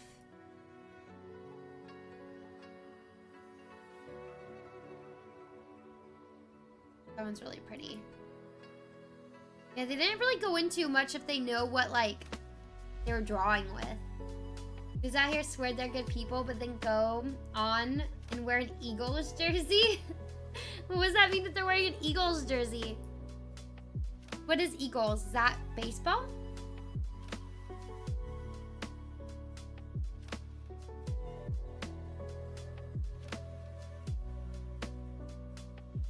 How like worn the pages are. It's crazy.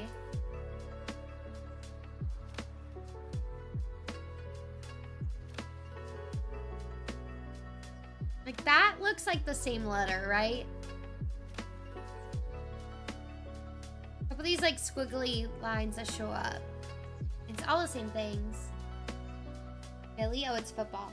Knowing that the author used mixture Latin and Germanic languages means this is likely encrypted version of one or both of the languages, right? That might help AI figure it out. Ooh, that is true. Then they have to know it's like a cipher, right? Wouldn't they have to know how to crack it? Is this a real manuscript or is this a copy? No, this is the real manuscript. Basically after like a lot of the authors like passed away and they were studying it, it was donated to Yale.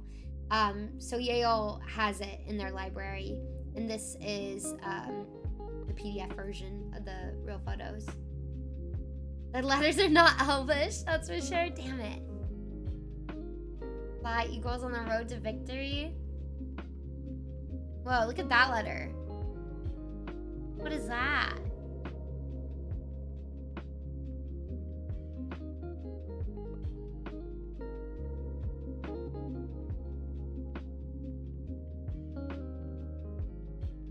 I just want to say that over the years of watching your stream and watching you grow in your community, you've really branched out and really wanted to tell you that you've become a lot more confident in your own abilities and yourself. You always cheer me up when I watch you. Stop! I'm gonna cry, Casey! What are you talking about? Amazing human being, a wonderful, amazing streamer. I can't tell you how many times I come to stream like today when I was feeling down, you cheer me up. Oh my god. I'm gonna cry, you're so sweet. What the heck? That's very nice. That's very, very kind. Thank you so much, Casey. Doing our best to find our place in the world, in the streaming world. I appreciate you. What the hell? That's very sweet. I appreciate you coming by and giving your time and hanging out. It really does mean a lot. Like the lurks, you guys watching, it really does make a difference, especially now trying to do this full time. Like seriously, just coming by 10 minutes, leaving a lurk up, like it really makes a difference. I really appreciate it. Imagine playing Daniel Jones, 40 million a year to throw more pick six than TD. I don't know what that sentence meant, man. Gonna have to decipher that as well. 40 million? Who is 40 million? What do you mean 40 million? What the heck?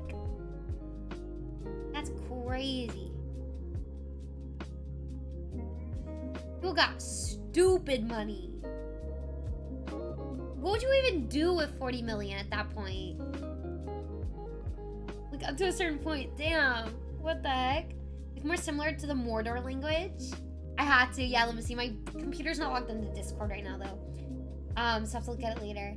It means he throws the ball to the other team, allowing them to score more than he throws to his own team for a score. Okay, so like fall guys. Phoenix, I'm glad you joined. Thank you for being here.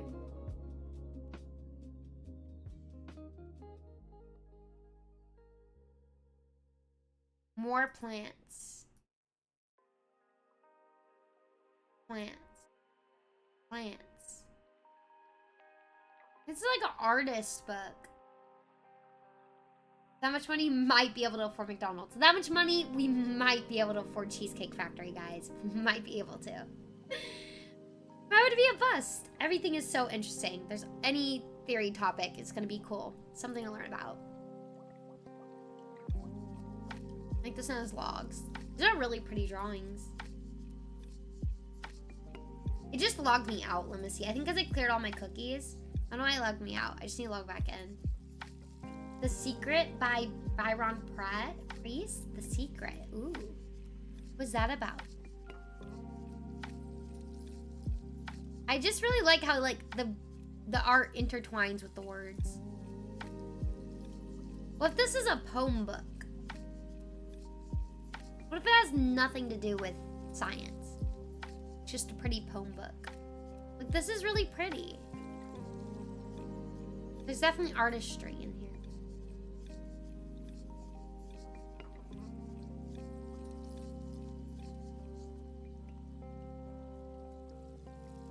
This section definitely seems to be just plants. About 65 pages in. I don't know, because I feel like the people are like pointing to like parts of the plant. I was trying to describe it. Or near certain sections. What is this? 35? Why would it be written in normal numbers? An IRL treasure hunt. He buried treasure. If you find it, you can mail the treasure to his estate and you get a prize. Only 3 of 12 have been found. Whoa. That's interesting. Let me write that down. Secret by Byron Press.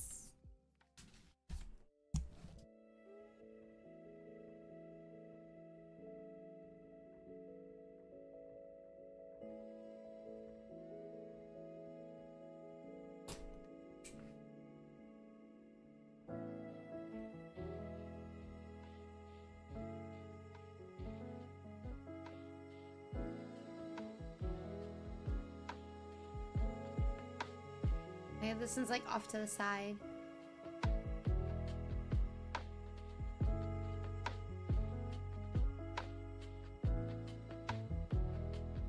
Almost 100 pages in. It's like all plants.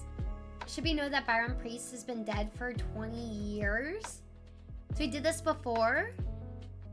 Do you leave like clues and stuff? But they just, the other ones don't no longer exist.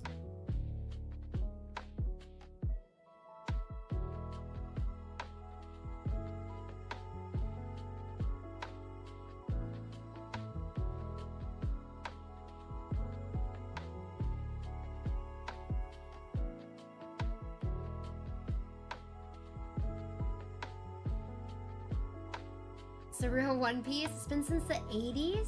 Damn. Okay, yeah, that does sound cool. Oops. Whoa, this one's cool. What kind of plant is that? I'm sure people have tried to like match up the types of plants in this with real plants, right? Definitely an herbalist. Man's love this plant, or woman's. Could be a woman. And that's why it was like decipherable, because maybe a woman got in trouble or started her own language you weren't really like to teach. This one looked like it never got finished being colored in.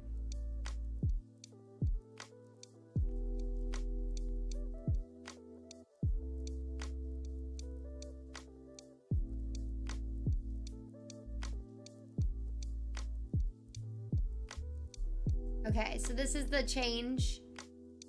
Go from plants to now the astronomical stuff, the astrology. Whoa, long text about this.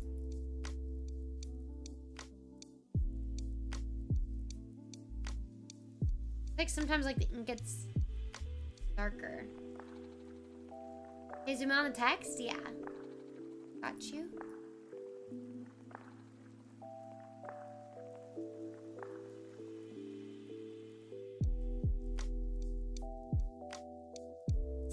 There's definitely a lot of matching letters. Here, here, here.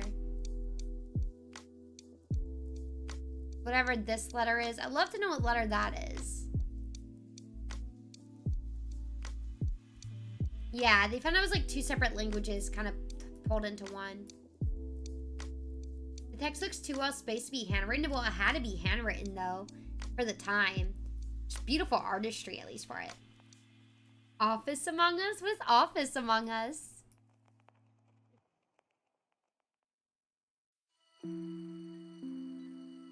They're just really good. It is really beautiful. Like the spacing, the lines.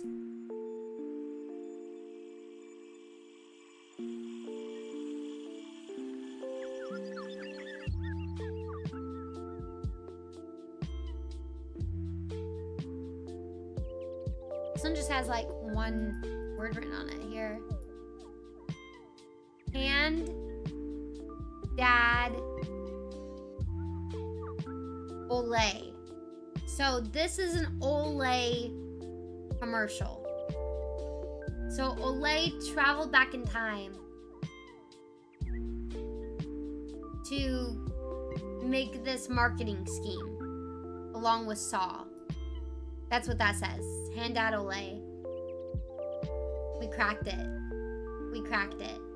Kids react to chat reacts. How you doing, Char Musician? I hope you're well. Easy. We got it, guys. We cracked it. Very much. Hand dad Olay. Hand dad Olay.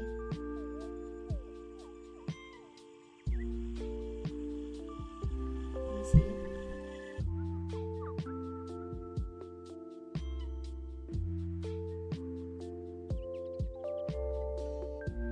Whoa, look at this.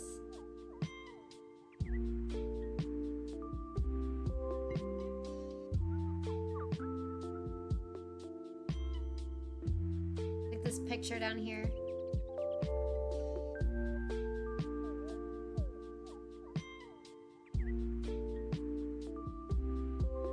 They were like, what I'm so thrown off by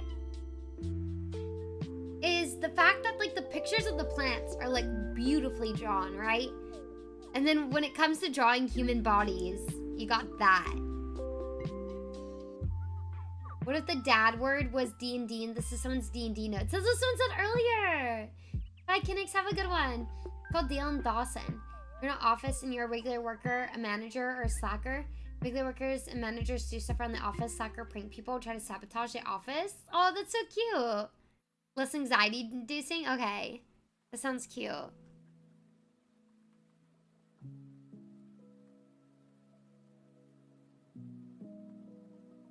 Coffee? Coffee question mark? Human anatomy is hard to draw. Give them a break. It is difficult. I can't draw to save my life. So I'm not gonna talk.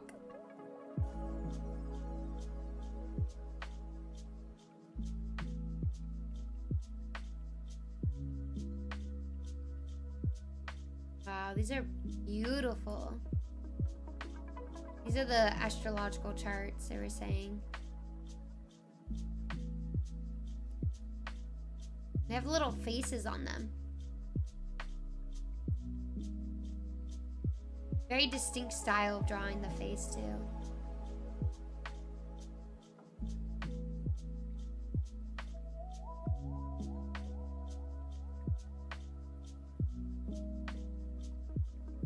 Of the ring? Okay, slay. Let's have to check it out later. Thank you.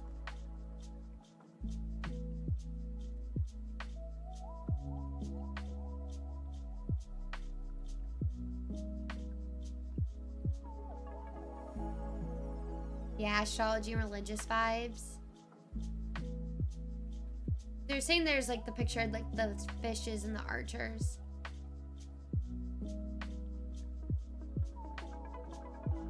Interesting, it seems like constellations, but they gave them faces. Why does this guy have a little hat?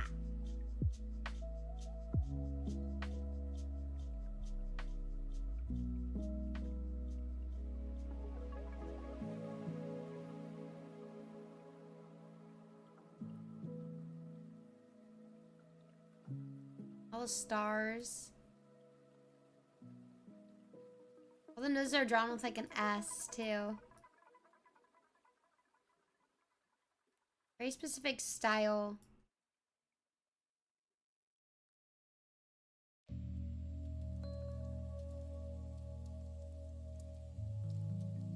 Ooh, he's got a different nose there.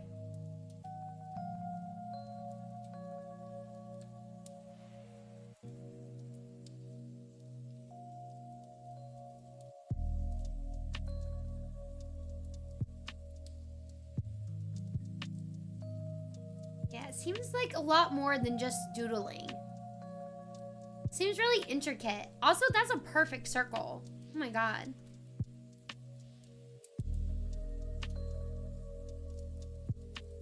Scrambled eggs is just fried chicken. No. Phases of the moon? I guess. Yeah, I don't know. I don't know too much about like astrology stuff.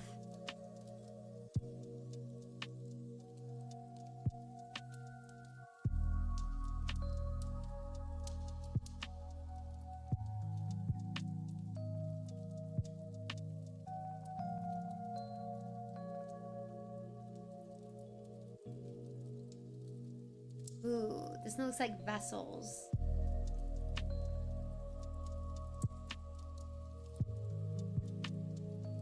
These definitely are charts of some sort. Whoa.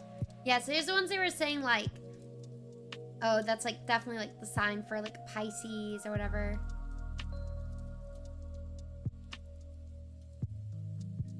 Are they all in tubes? Or baskets?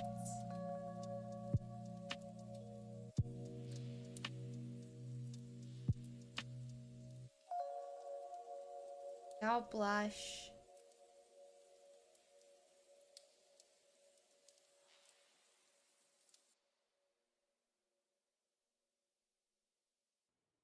And with the fishy.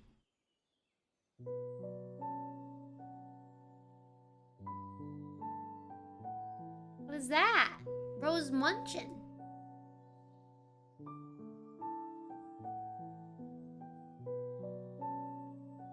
And has like a flower. Some of them have clothes on and like some of them don't.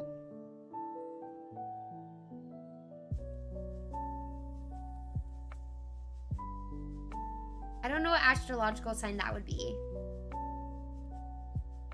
There's another version of it, but now they have colored outfits. That's Capricorn?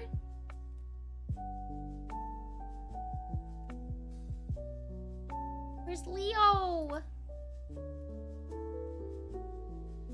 Oh, there's like variations of the same drawing.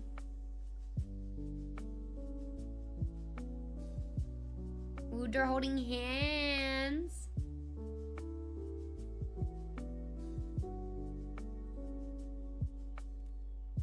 Are those lobsters? Hi Frankie, how you doing? What's this one? What's the lobster one? That's Gemini? The lobsters? What is this one?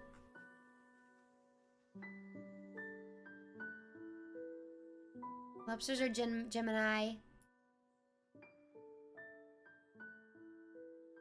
Oh, the people are Gemini. What are the lobsters? Oh, or the twins. Ah. Yeah, they look a lot alike. Scorpio. Scorpio's the lobsters?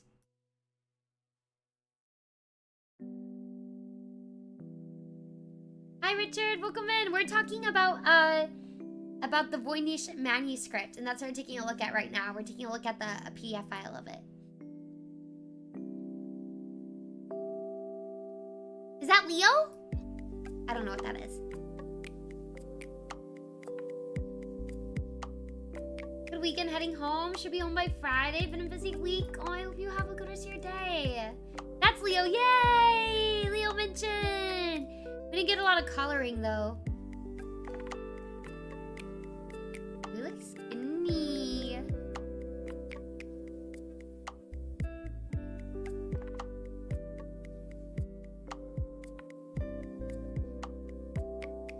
Who is that?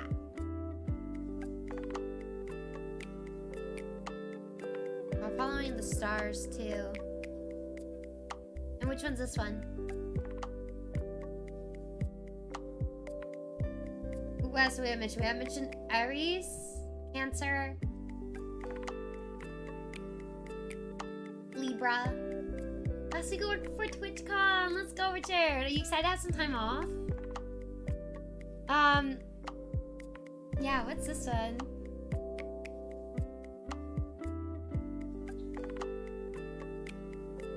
We love learning, investigating. It's fun.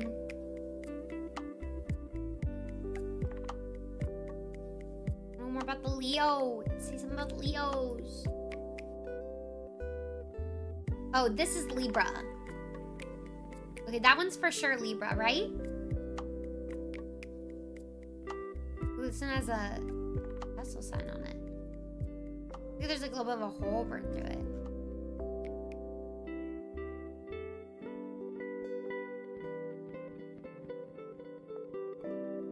What is that? Who is that? Which one's this one? Hi, Control Quinn. Welcome in. Let me get a shout out, guys. Control Quinn is amazing. I hope you're doing well. We are checking out the Voynichj manuscript. Thank you, Lucian. Who you doing? Just chatting. How have you been? We're doing well. I recently finished Silent Hill 2, so now we're playing Alan Wake and Star Wars Outlaws. Both have been really fun. This one could be Aquarius. Okay, I don't know nothing about the astrology stuff really. But yeah, we're learning about the Voynich manuscript right now, which was this like manuscript that's said to be written in the 1400s, in the medieval Europe time, and it's just like untranscribable. But Yale currently has this manuscript, and they have like the photos online, so we're checking out the photos of the manuscript. So there's a bunch of like photos of plants in this, and then there's like astrological signs as well. As we're seeing here, there's a bunch of oh, this is the Archer.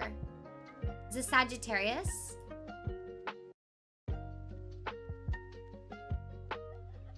Something behind them.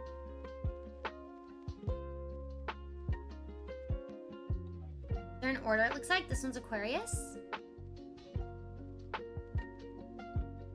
The previous was Scorpio. Yeah, and there's a bunch of these like interesting things of like naked women in water and stuff, but no one knows what it means or what's said in it. A lot of people assume like it's a medical journal, and that's like it's ciphered, that they didn't want people to know like what their works were about, but no one can translate it. Interesting. Maybe these are all of the signs. 1, 2, 5, 6, 7, 8, 9. How many signs are there?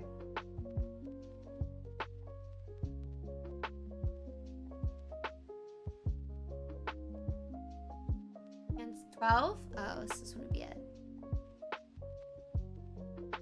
There's only 10. Those 2 are excluded, but there's more down here.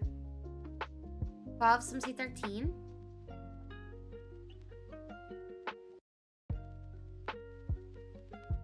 Interesting writing. Like, what letter is that? It's cool though. It's super cool.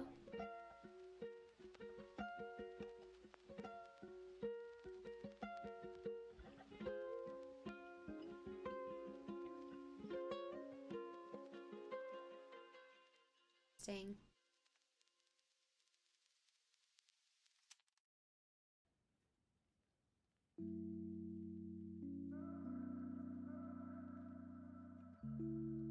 Like showering.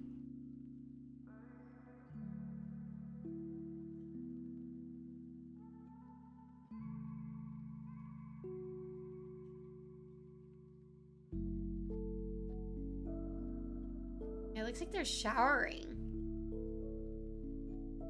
Seems like it's enough text. They can't figure out a pattern though, apparently. My hands in both tubes.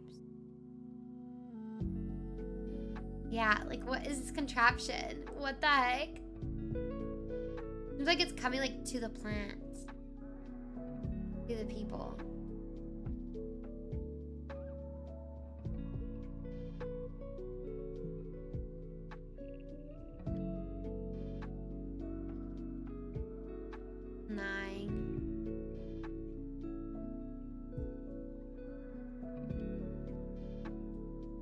It's like water systems.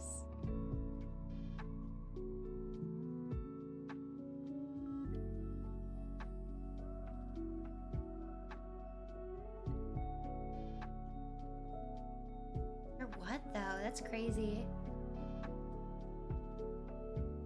Does it end on the end? I hope it ends on like the end.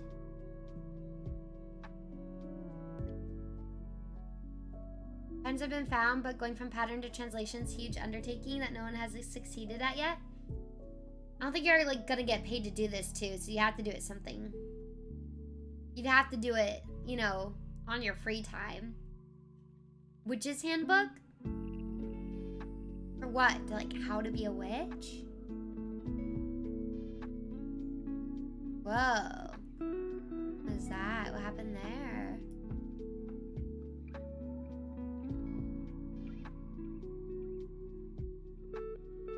So interesting. It's like weird tube systems.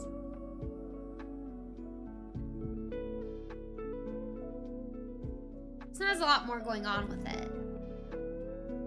They're all putting their hands in these tube systems.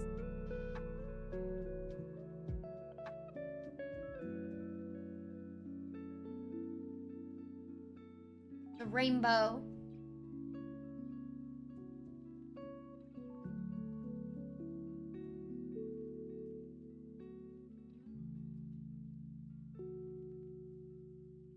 So many. We have another diagram. Another circle. Moon phase. I understand that's how hierarchical bathing used to work. Oh, interesting, really. Not to mention, even if it's directly analogous to language, it's not going to be translated into modern English. It's going to be medieval Latin or some other similar language that chances are most hobbyists aren't going to know.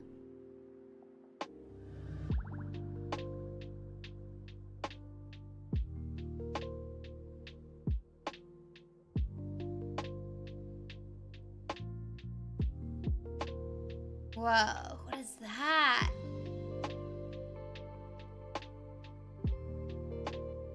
We're back to plants. Back to the plants. Like 30 pages of this I'm missing. It's like we got to like vegetables and food. Bye, night, take care. Unless it's written by a time traveler. It is the guy from Saul.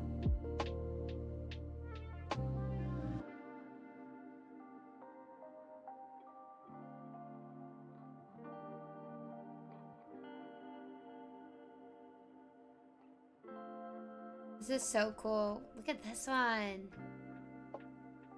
These are saying that these represent like medieval like storing things.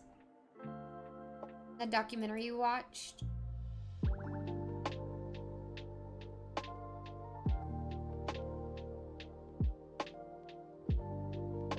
Like these ones, this one I believe is the one they used.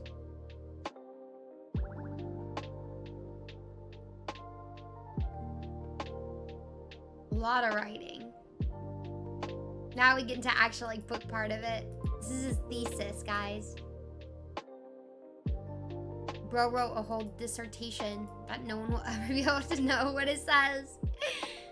Entire dissertation. It's crazy.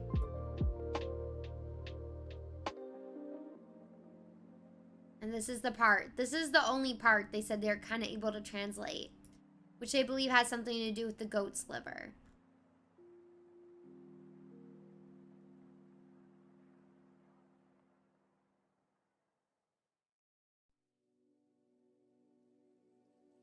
$1967, wow. Look at that. Look at the pages. That book's gotta feel weird.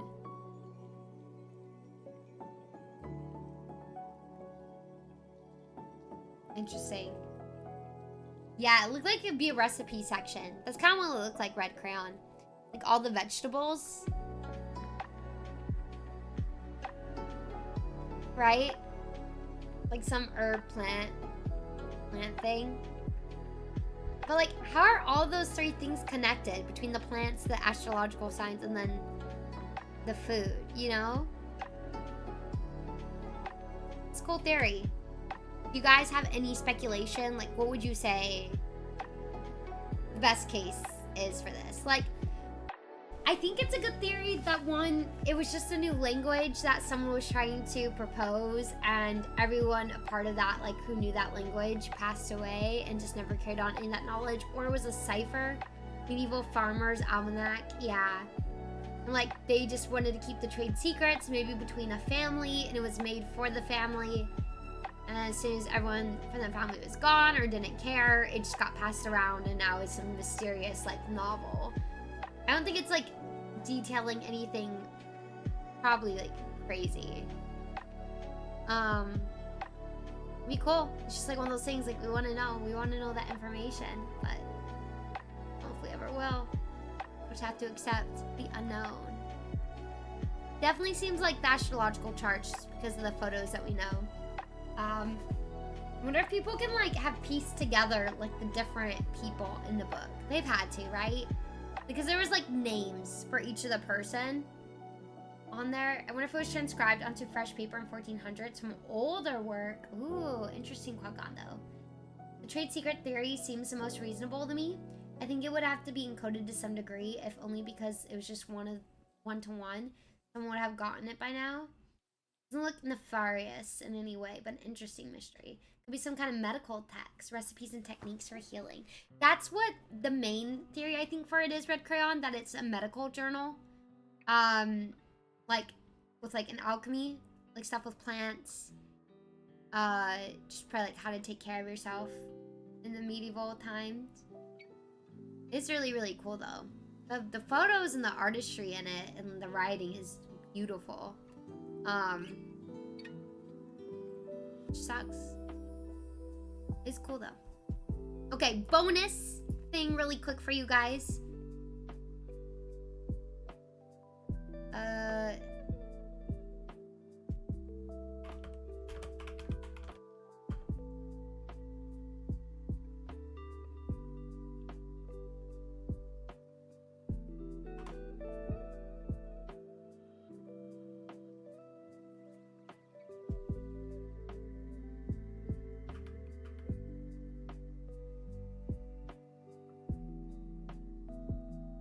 Let me see if I can find this movie. What's it called?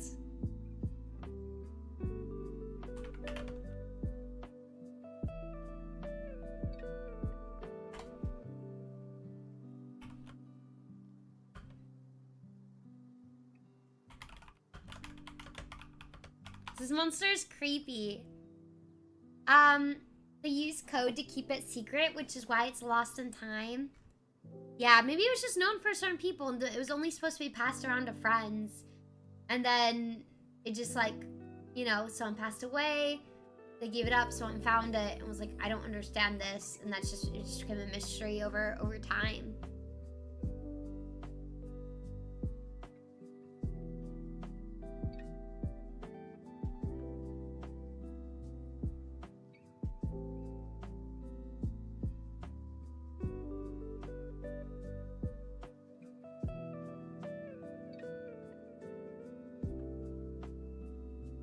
Oh yeah, his name is Carlo Rambaldi.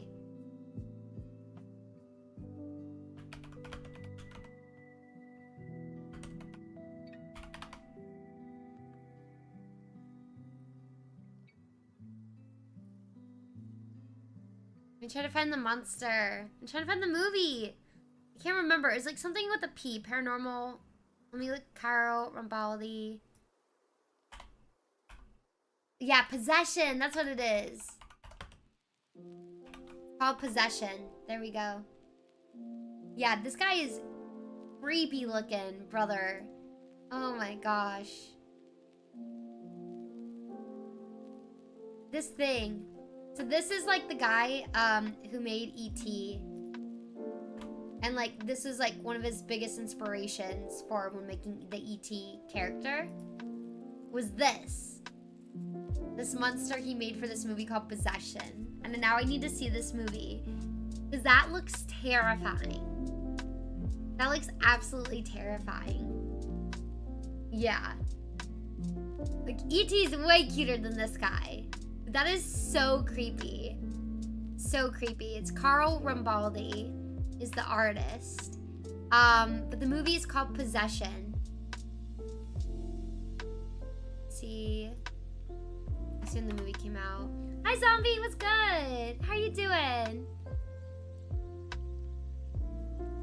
He was an Italian special effects artist. Winner of 3 Oscars. Let's freaking go. 1981. Yeah, it's from 1981. It's so creepy. It's so creepy looking. I love it though. It's awesome. Yeah, the thing is super, super creepy. When I saw that, I was like, oh my god. Okay, we need to add this to the movie night list. I'm adding it right now. Adding it right now.